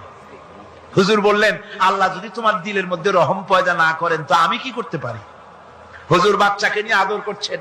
ইমাম হোসেনকে বলছেন, হোসেন কে বড় বলো তো, তুমি বড় না আমি বড়? হোসেন বলছে নানাজি আমি আপনার থেকে বড়। আশ্চর্য কথা, তুমি আমার থেকে বড় কিভাবে? হোসেন বলছে নানাজি বলুন তো আপনার পিতার নাম কি? হুজুর বলছেন আমার পিতার নাম আব্দুল্লাহ। হোসেন বলছেন এই আব্দুল্লাহ এই পর্যন্তই শেষ, আপনি তো আমার পিতার মতো পিতা পান নাই, আমার আব্বার মতো আব্বা আপনার আছে। আমার আব্বাকে বলা হয় আসাদুল্লাহিল গালিব, সমস্ত কাফেরদের জন্য বিজয়ী বীর বাঘ আমার আব্বা। এবং আমার আব্বা সম্পর্কে আপনি বলেছেন আনা মাদিনাতুল ইলম ওয়া আলিয়ুম বাবুহা, আমি হচ্ছে একটি জ্ঞানের রাজ্য আর আলী হচ্ছে সেই রাজ্যে প্রবেশের প্রধান তোরণ। আমার বাপের মতো বাপ আছে আপনার? হুজুর আশ্চর্য হয়ে গেলেন, বাচ্চা বলে কি? হোসেন বলছেন নানাজি এবার কোন তো দেখি, এবার বলুন তো দেখি আপনার মায়ের নাম কি? হুজুর বলছেন আমার মায়ের নাম আমেনা। হযরত হোসেন বলছেন এই আমেনা পর্যন্তই শেষ, কয়জনে চিনবে কর? আমার মায়ের মতো একটা মা আপনার আছে? আমার মায়ের মতো একটা মা আপনি পেয়েছেন? আমার মাকে চেনেন? আমার মা হচ্ছেন জান্নাতের সাইয়্যিদাতুন নিসা, জান্নাতের সমস্ত মহিলাদের সরদারিনী আমার মা ফাতিমাতুজ জাহরা রাদিয়াল্লাহু তাআলা আনহা। আমার মায়ের মতো একটা মা আপনি পেয়েছেন? হোসেন বলছেন নানাজি আরো বলবো নাকি? কয় হ্যাঁ বলো। বলছেন নানাজি এবার কোন তো দেখি আপনার নানার নাম কি? হুজুর বলছেন আমার নানার নাম আব্দুল ওয়াহাব।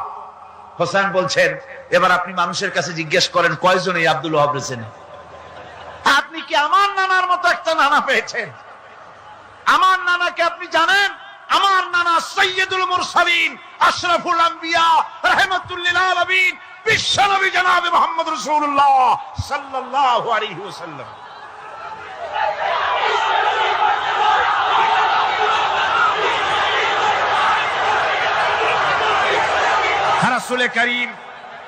রাসূল করিম সাল্লাল্লাহু আলাইহি ওয়াসাল্লাম হোসেনকে বুকের সাথে জড়িয়ে ধরে হোসেনের ঠোঁটের উপরে, তার চিবুকের উপরে, তার গণ্ডদেশে, তার কপলে বারবার চুমো খেতে লাগলেন আর বললেন নানা আমি আজকে তোমার সামনে হেরে গেলাম।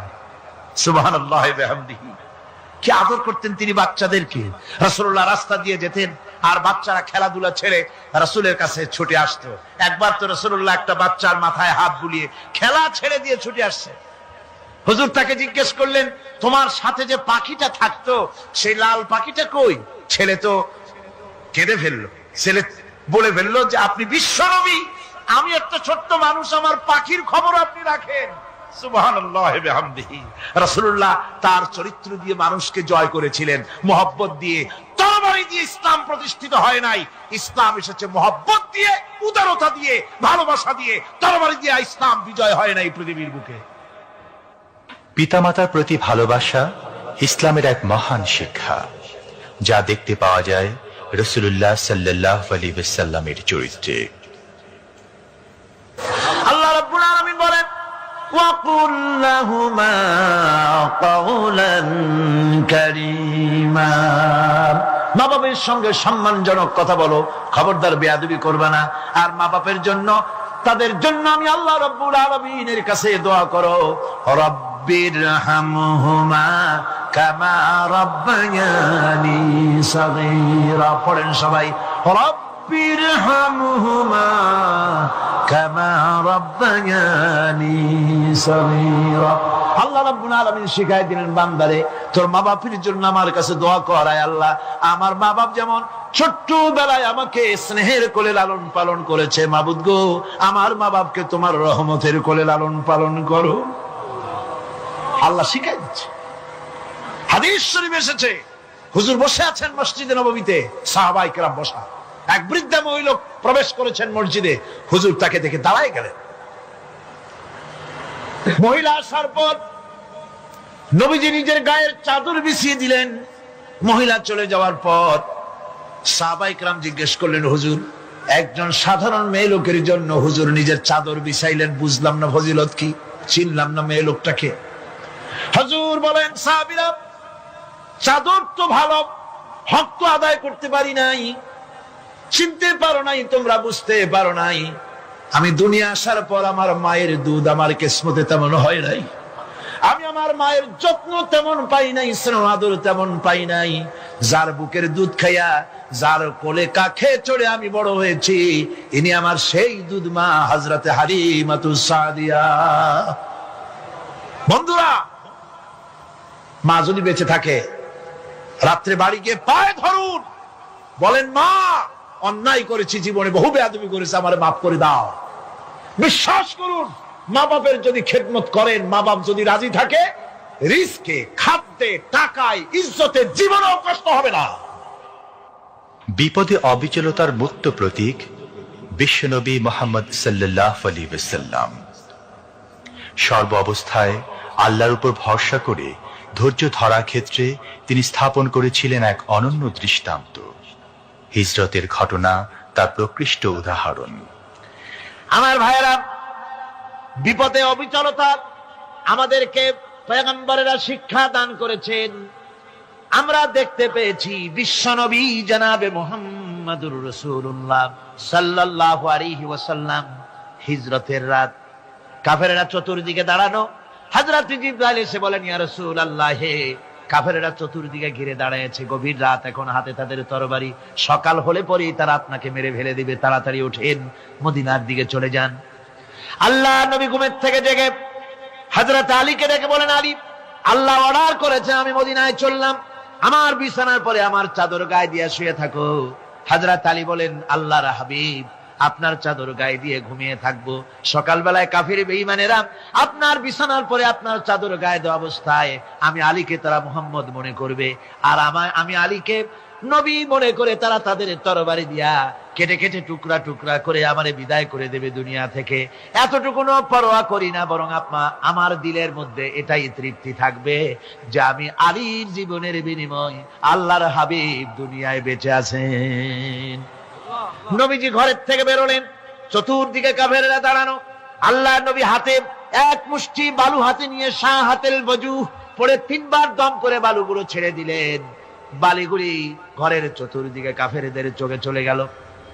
পরবর্তী সময় রব্বুল আলামিন ডেকে বলেন, নবীরে, বালি যখন নিক্ষেপ আপনি করেছিলেন, ধুলাগুলি আপনি তো শুধু নিক্ষেপ করেছিলেন, কিন্তু চতুর্দিকে কাফেরদের চোখে গেল কেমনে?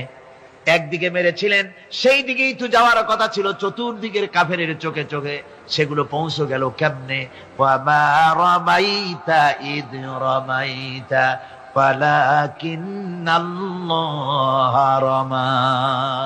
আপনি নিক্ষেপ করেন নাই, যখন আপনি নিক্ষেপ করেছিলেন আপনি তো শুধু বালুকণা ছেড়েছেন, আর ওই বালুকণাগুলি ঘরের চতুর্দিকে সব কাফেরদের চোখে পৌঁছবার দায়িত্ব আমার কুদরত গ্রহণ করেছিল। আমার ভাইরা, নবীজি বিপদে, এতগুলি শত্রু তরবারি নিয়ে তিনি বিপদে ধৈর্য হারা হন নাই। আস্তে করে ঘরের থেকে বেরিয়ে হযরত আবু বকরের বাড়িতে গিয়ে হাজির। দরজায় গিয়ে আওয়াজ দিলেন, আবু বকর। অমনি দরজা খুলে গেল। লাব্বাইক ওয়া সাদাইক। হুজুর বলেন, আবু বকর রে, একটা ডাকে কেমনে সাড়া দিলে? তুমি কি ঘুমাইছিলে না?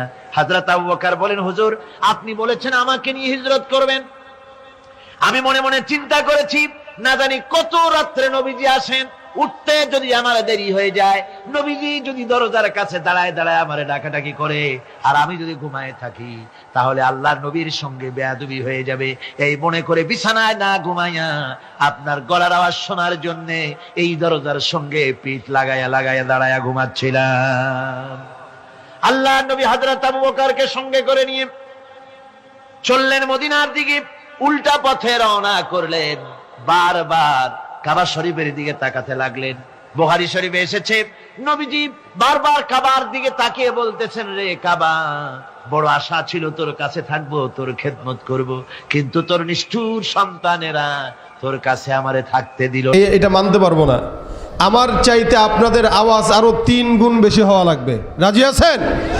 নারায়ে তাকবীর। একদম সামনে পিছনে ডানে বামে যারা আছেন এমন আওয়াজ দিবেন যাতে বোঝা যায় যে এখানে একটা ছোটখাটো জিহাদের ময়দান হয়ে গেছে। আবার কয় ঠিক না, আস্তে কয়, জোরে বলেন। আওয়াজ কোনো আস্তে চলবে, আওয়াজ কোনো আস্তে চলবে। মুরব্বীরা যারা বসে আছেন, দাড়ি পাকাওয়ালারা, প্রত্যেককে আজকে জওয়ান হইতে হবে। আওয়াজে যেন বোঝা যায় যে আপনারা সবাই 50 বছর 60 বছরের নয়, বরং 13-14 বছর অথবা 20 বছরের যুবক। ঠিক কিনা বলেন? নারায়ে তাকবীর। আল কোরআনের আলো, ঘরে ঘরে জালো, লিল্লাহে তাকবীর। বিপ্লব মানে জীবন দেয়া বসে থাকা নয়, সে কোনো দিন আসবে না রে করো যদি ভয়। ঠিক কিনা? বিপ্লব মানে জীবন দেয়া বসে থাকা নয়, সে কোনো দিন আসবে না রে করো যদি ভয়। বিপ্লব মানে জীবন দেয়া বসে থাকা নয়, সে কোনো দিন আসবে না রে করো যদি ভয়। আসবে বিজয় রক্ত আর জীবনের বিনিময়, আসবে বিজয় রক্ত আর জীবনের বিনিময়। বিপ্লব মানে জীবন দেয়া বসে থাকা নয়, সে কোনো দিন আসবে না রে করো যদি ভয়। লড়াইয়ের ওই ময়দানেতে যেতে তোমাকে হবে, প্রয়োজনে সব রক্তটুকু জমিনেই ঢেলে দেবে। লড়াইয়ের ওই ময়দানেতে যেতে তোমাকে হবে, প্রয়োজনে সব রক্তটুকু জমিনেই ঢেলে দেবে। তবুও তোমায় লড়তেই হবে, মানবে না পরাজয়। তবুও তোমায় লড়তেই হবে, মানবে না পরাজয়। বিপ্লব মানে জীবন দেয়া বসে থাকা নয়, সে কোনো দিন আসবে না রে করো যদি ভয়। আসবে বিজয় রক্ত আর জীবনের বিনিময়, আসবে বিজয় রক্ত আর জীবনের বিনিময়। বিপ্লব মানে জীবন দেয়া বসে থাকা নয়, সে কোনো দিন আসবে না রে করো যদি ভয়। ঠিক কিনা? আমরা ভয় পাবো কাকে? আল্লাহ কবুল করুক, বলেন আমিন। আমাদের পরিচয়, আমরা আখিরি নবীর উম্মত। তার মানে আমরা উম্মত হিসেবে আমাদের নেতা হিসেবে একমাত্র কাকে গ্রহণ করব? বলে মুহাম্মদুর রাসূলুল্লাহ। কোনো সন্দেহ আছে ভাই? অনেকজনকে নেতা বানিয়ে দেখেছি, ফায়দা হয় নাই। যাদেরকে নেতা বানিয়েছেন টিস্যুর মতো ব্যবহার করে ফেলে দিয়েছে। যাদেরকে নেতা বানিয়েছেন আপনাকে না বলেই চলে গিয়েছে। সুতরাং এরকম কাউকে নেতা বানাইতে চাই না যারা আমাদেরকে রেখে চলে যায়। আমরা এমন জনকেই নেতা বানাতে চাই যে মরণের পরেও আমাকে খুঁজে বের করে জান্নাতে নিয়ে যাবে। ঠিক কিনা বলেন? আমাদের নেতাকে বিশ্বনবী মুহাম্মদুর রাসূলুল্লাহ সাল্লাল্লাহু আলাইহি ওয়াসাল্লাম। সন্দেহ আছে এ ব্যাপারে কারো? জীবনে অনেক স্লোগান দিয়েছেন, আবার সামনে স্লোগানের সময় আসতেছে, আবারও দিবেন। দিবেন না? দিবে। আবার নেতার চরিত্র ফুলের মতো পবিত্র। এই যে নেতার চরিত্রকে যে ফুলের মতো বানায়, দোষটা তো এই জায়গায়। এই জন্য তো কোটি কোটি টাকা পাচার করার পরেও চিন্তা করে, এত চুরি করার পরেও যদি চরিত্র ফুলের মতোই থাকে, ভালো হওয়া দরকার কি? আরো বড়সড় হই। আপনার আমার স্লোগানের কারণেই এই সমস্ত দুর্নীতিবাজরা দিন যত যায় তত সাহস পায়। এজন্য কোনো মানুষের ব্যাপারে চরিত্রের কোনো স্লোগান হওয়া যাবে না। চরিত্রের স্লোগান আপনি আর আমি কি দিব? এটা তো আমার আল্লাহ স্বয়ং আকায়ে নামদার মুহাম্মদুর রাসূলুল্লাহ সাল্লাল্লাহু আলাইহি ওয়াসাল্লামকে কোরআনে দিয়ে দিয়েছেন। সুবহানাল্লাহ কয় না? আল্লাহ পাক বলেন ইন্নাকা লাআলা খুলুকিন আযীম। আরে খুলুকে আযীমের অধিকারী তো আপনি। এই দুনিয়াতে কেউ চরিত্রের অধিকারী না। সবার চরিত্রে ঝামেলা আছে। বাবার চরিত্রেও ঝামেলা আছে, পীরের চরিত্রেও কখনো ঝামেলা থাকে, নেতার চরিত্রে তো আছেই। মুহাম্মদুর রাসূলুল্লাহ সাল্লাল্লাহু আলাইহি ওয়াসাল্লামের চরিত্রে ঝামেলার ছিটে ফোঁটাও থাকা সম্ভাবনা কেউ দেখাইতে পারছে? আপনি আমি কি দেখাবো? আবু জাহেল পর্যন্ত আমিন বলতো, কাফেররা পর্যন্ত আল আমিন বলতো, ইয়াহুদি নাসারা পর্যন্ত আল আমিন বিশ্বস্ত বলতো। যার কারণে ব্যাংকে টাকা রাখতো না, মুহাম্মদুর রাসূলুল্লাহর কাছে রাখতো। আমানত রাসূল সাল্লাল্লাহু আলাইহি ওয়াসাল্লামের কাছে দিয়ে রাখতেন, যে নবীর কাছে আমানত দেওয়া মানে এটা নিশ্চিন্ত, এটার গ্যারান্টি আছে, এটা কোনোদিন শেষ হবে না। যেভাবে দিতেন আল্লাহর হাবিব সেভাবেই রেখে দিতেন। যখন চানেওয়ালা আসতো রাসূল ওভাবেই ফেরত দিতেন। আমাদের দেশের ব্যাংকগুলোতে এখন টাকা আছে, টাকা রাখতেই তো ভয়। ব্যাংকে টাকা নাই, দিতে পারে না, সিরিয়াল ধরে রাখা লাগে, টাকা দেওয়ার লোক নেই, নেওয়ার লোক নেই, কি একটা ঝামেলা। ব্যাংকে টাকা রাখার পরেও যদি মানুষ টাকা ব্যাংকে রেখে ফকিরের মতো ঘুরতে হয়, তা নিশ্চিন্তে থাকবে কোথায়? আর মুহাম্মদুর রাসূলুল্লাহ সাল্লাল্লাহু আলাইহি ওয়াসাল্লাম কোনো ব্যাংক ছিলেন না, কিন্তু বিশ্ব ব্যাংক তাকে দেখে শেখা উচিত আমানতদারিতা কাকে বলে। ঠিক কিনা? এই চরিত্রের ঠিকাদারি আল্লাহ পাক তাকে দিয়েছেন, চরিত্রের সনদ আল্লাহ পাক তাকে দিয়েছেন। এ কারণে আল্লাহ গোটা বিশ্বের মানুষকে জানিয়ে দিলেন, এই রাসূল সাল্লাল্লাহু আলাইহি ওয়াসাল্লামের ব্যাপারে আমি যে চারিত্রিক সনদ দিলাম, এটা উত্তম চরিত্র। আসমান জমিন যা কিছু আছে সব কিছু আল্লাহ পাক সাক্ষী রেখে, এদের কসম খেয়ে আল্লাহ পাক আমার পয়গম্বর হাবিব কিবরিয়ার চারিত্রিক সনদ দিয়েছেন। এই জন্য আল্লাহ পাক সূরাতুল কলম নাজিল করেছেন। আগে আল্লাহ বলেছেন ওয়াল কলামি ওয়া মা ইয়াসতুরুন মা আনতা বিনি'মাতি রাব্বিকা বিমাজনুন। আল্লাহ পাক বলেন এই কলমের কসম খেয়ে বলছি, কলম যা যা লিখেছে তার কসম খেয়ে বলছি। কলম দিয়ে আল্লাহ পাক রব্বুল আলামিন গোটা জমিনের কথা লিখলেন।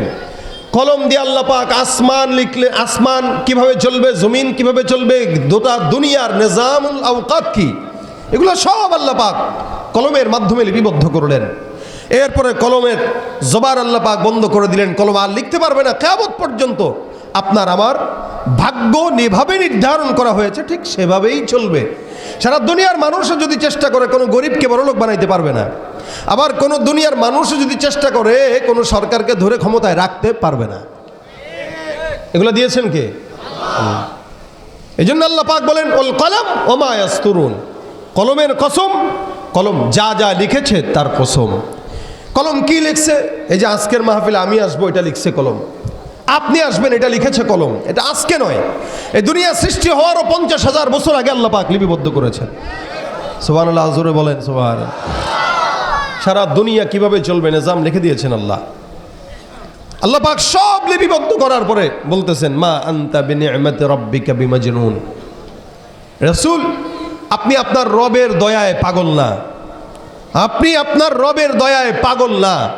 যারা আপনাকে পাগল বলে তারা পাগল, তাদের বাপ দাদা 14 গোষ্ঠী পাগল। রাসূলকে যারা পাগল বলেছিল সারা দুনিয়া সাক্ষী, রাসূলকে যারা পাগল গালি দিয়েছিল সারা দুনিয়া সাক্ষী। এদের নাম নিশানাও নাই, এদের কোনো চেলা চামুন্ডাও নাই। আবু জাহেলের কোনো ভাতিজা, আবু জাহেলের কোনো নাতিপুতি সাগরেদ এ বর্তমানে কেউ দেখবেন না যে সে দাবি করবে যে আমি আবু জাহেলের নাতি। দাবি করবে কেউ? না, নাই কেউ। কিন্তু এরা চেয়েছিল রাসূলের নামকে মিটিয়ে দিতে। পেরেছে? ও ভাই পারছে? যারা ডাইরেক্ট শয়তান ছিল এরাই তো পারে নাই। আর বর্তমান সময়ের হাইব্রিড শয়তান যেগুলা আমার রাসূলকে পার্শ্ববর্তী দেশ থেকে গালি দেয়, এগুলা তো কি বলে হাইব্রিড যুক্ত শয়তান। আবু জাহেল, উতবা, সাইবা, আবু লাহাব যেখানে পারে নাই, বর্তমান সময়ের এই 2 নম্বর নাস্তিকগুলা পারবে জিন্দেগিতেও সম্ভব না। আল্লাহ পাক আমার রাসূলের চরিত্রের পবিত্রতা বর্ণনা করেছেন। এই জন্য আল্লাহ বলেন আপনি আপনার রবের দয়ায় পাগল না। ওয়া ইন্না লাকা লাআজরান গায়রা মামনুন, আর আপনাকে নিরবিচ্ছিন্ন নেয়ামত দেওয়া হয়েছে। আপনাকে এত নেয়ামত দিয়েছি যেটা অন্য কাউকে দেই নাই। এই জন্য আল্লাহ পাক রাসূল সাল্লাল্লাহু আলাইহি ওয়াসাল্লামের শানে রিসালাত সম্পর্কে একটা সূরা নাযিল করেছেন, সূরাতুল কাউসার। ইন্না আ'তাইনাকাল কাউসার ফাসাল্লি লিরাব্বিকা ওয়ানহার ইন্না শানিআকা হুয়াল আবতার। শানে রিসালাত দিয়ে আল্লাহ পাক এই সূরা রাসূলকে কাউসার দিয়েছেন যা অতীতে কোনো নবীকে দেন নাই। নবীকে আখেরি নবী বানিয়েছেন যা কোনো নবীকে বানান নাই। শুধু আখেরি নবী না, রাসূল বলেন আল্লাহ পাক আমাকে পাঠিয়েছেন পরে, কিন্তু আমি তখন থেকে নবী যখন আদমও নবী হয় নাই। এটা আমার রাসূলের মর্যাদা, সম্মান আল্লাহ পাক দিয়েছেন। যার কারণে আল্লাহ পাক রব্বুল আলামিন বলেন মা আনতা বিনি'মাতি রাব্বিকা বিমাজনুন ওয়া ইন্না লাকা লাআজরান গায়রা মামনুন। এমন নিয়ামত দান করলাম, আল্লাহ রসুল নবী হওয়ার আগ পর্যন্ত সব ইহুদি নাসারাদের জবানের মধ্যে মোহাম্মদ মোহাম্মদ ছিল। নবী হওয়ার পরে সারা দুনিয়ায় মোহাম্মদের বন্দনা গেয়েছে। নবী হওয়ার আগ পর্যন্ত কাফেররা আমার রসুলকে বিশ্বস্ত মনে করতেন।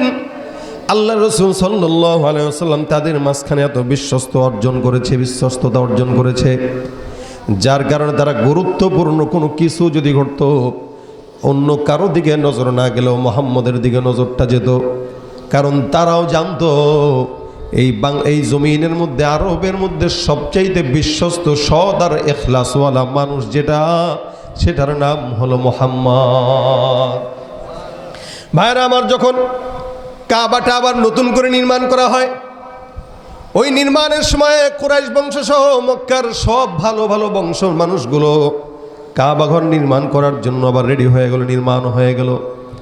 হাজরে আসওয়াদটা এত বিশাল দামি পাথর, যেই পাথরটা চুমা দেওয়ার কারণে মানুষের গুনাহ মাফ হয়ে যায়।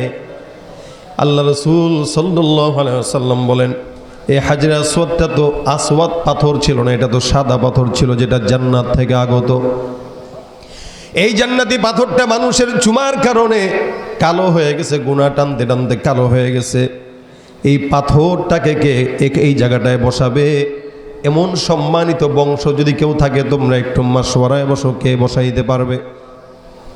কালো পাথর বসানোর মতো মানুষ আর পাওয়া যায় না। কে বসাবে? বলে আমি বসাবো, সে বলে আমি বসাবো। সব বংশের লোকেরা একই কথা বলে, এটা আমার হক, আরেকজন বলে এটা আমার হক। কিন্তু না না, মাশওয়ারা সাপেক্ষে একটা রায় সিদ্ধান্ত হলো যে সকালবেলা ওই সাফা পাহাড়ের থেকে কে লোকটা আগে এই মাতাফের মধ্যে ঢুকবে, ওই ব্যক্তিটাই তো হাজরে আসওয়াদ পাথরটাকে মক্কার মধ্যে সে নিজের হাত দিয়ে বসায় দিবে। কাবা ঘরের মধ্যে ওই লোকটাই বসায় দিবে। অপেক্ষমান যার যার মতো করে তাকায়।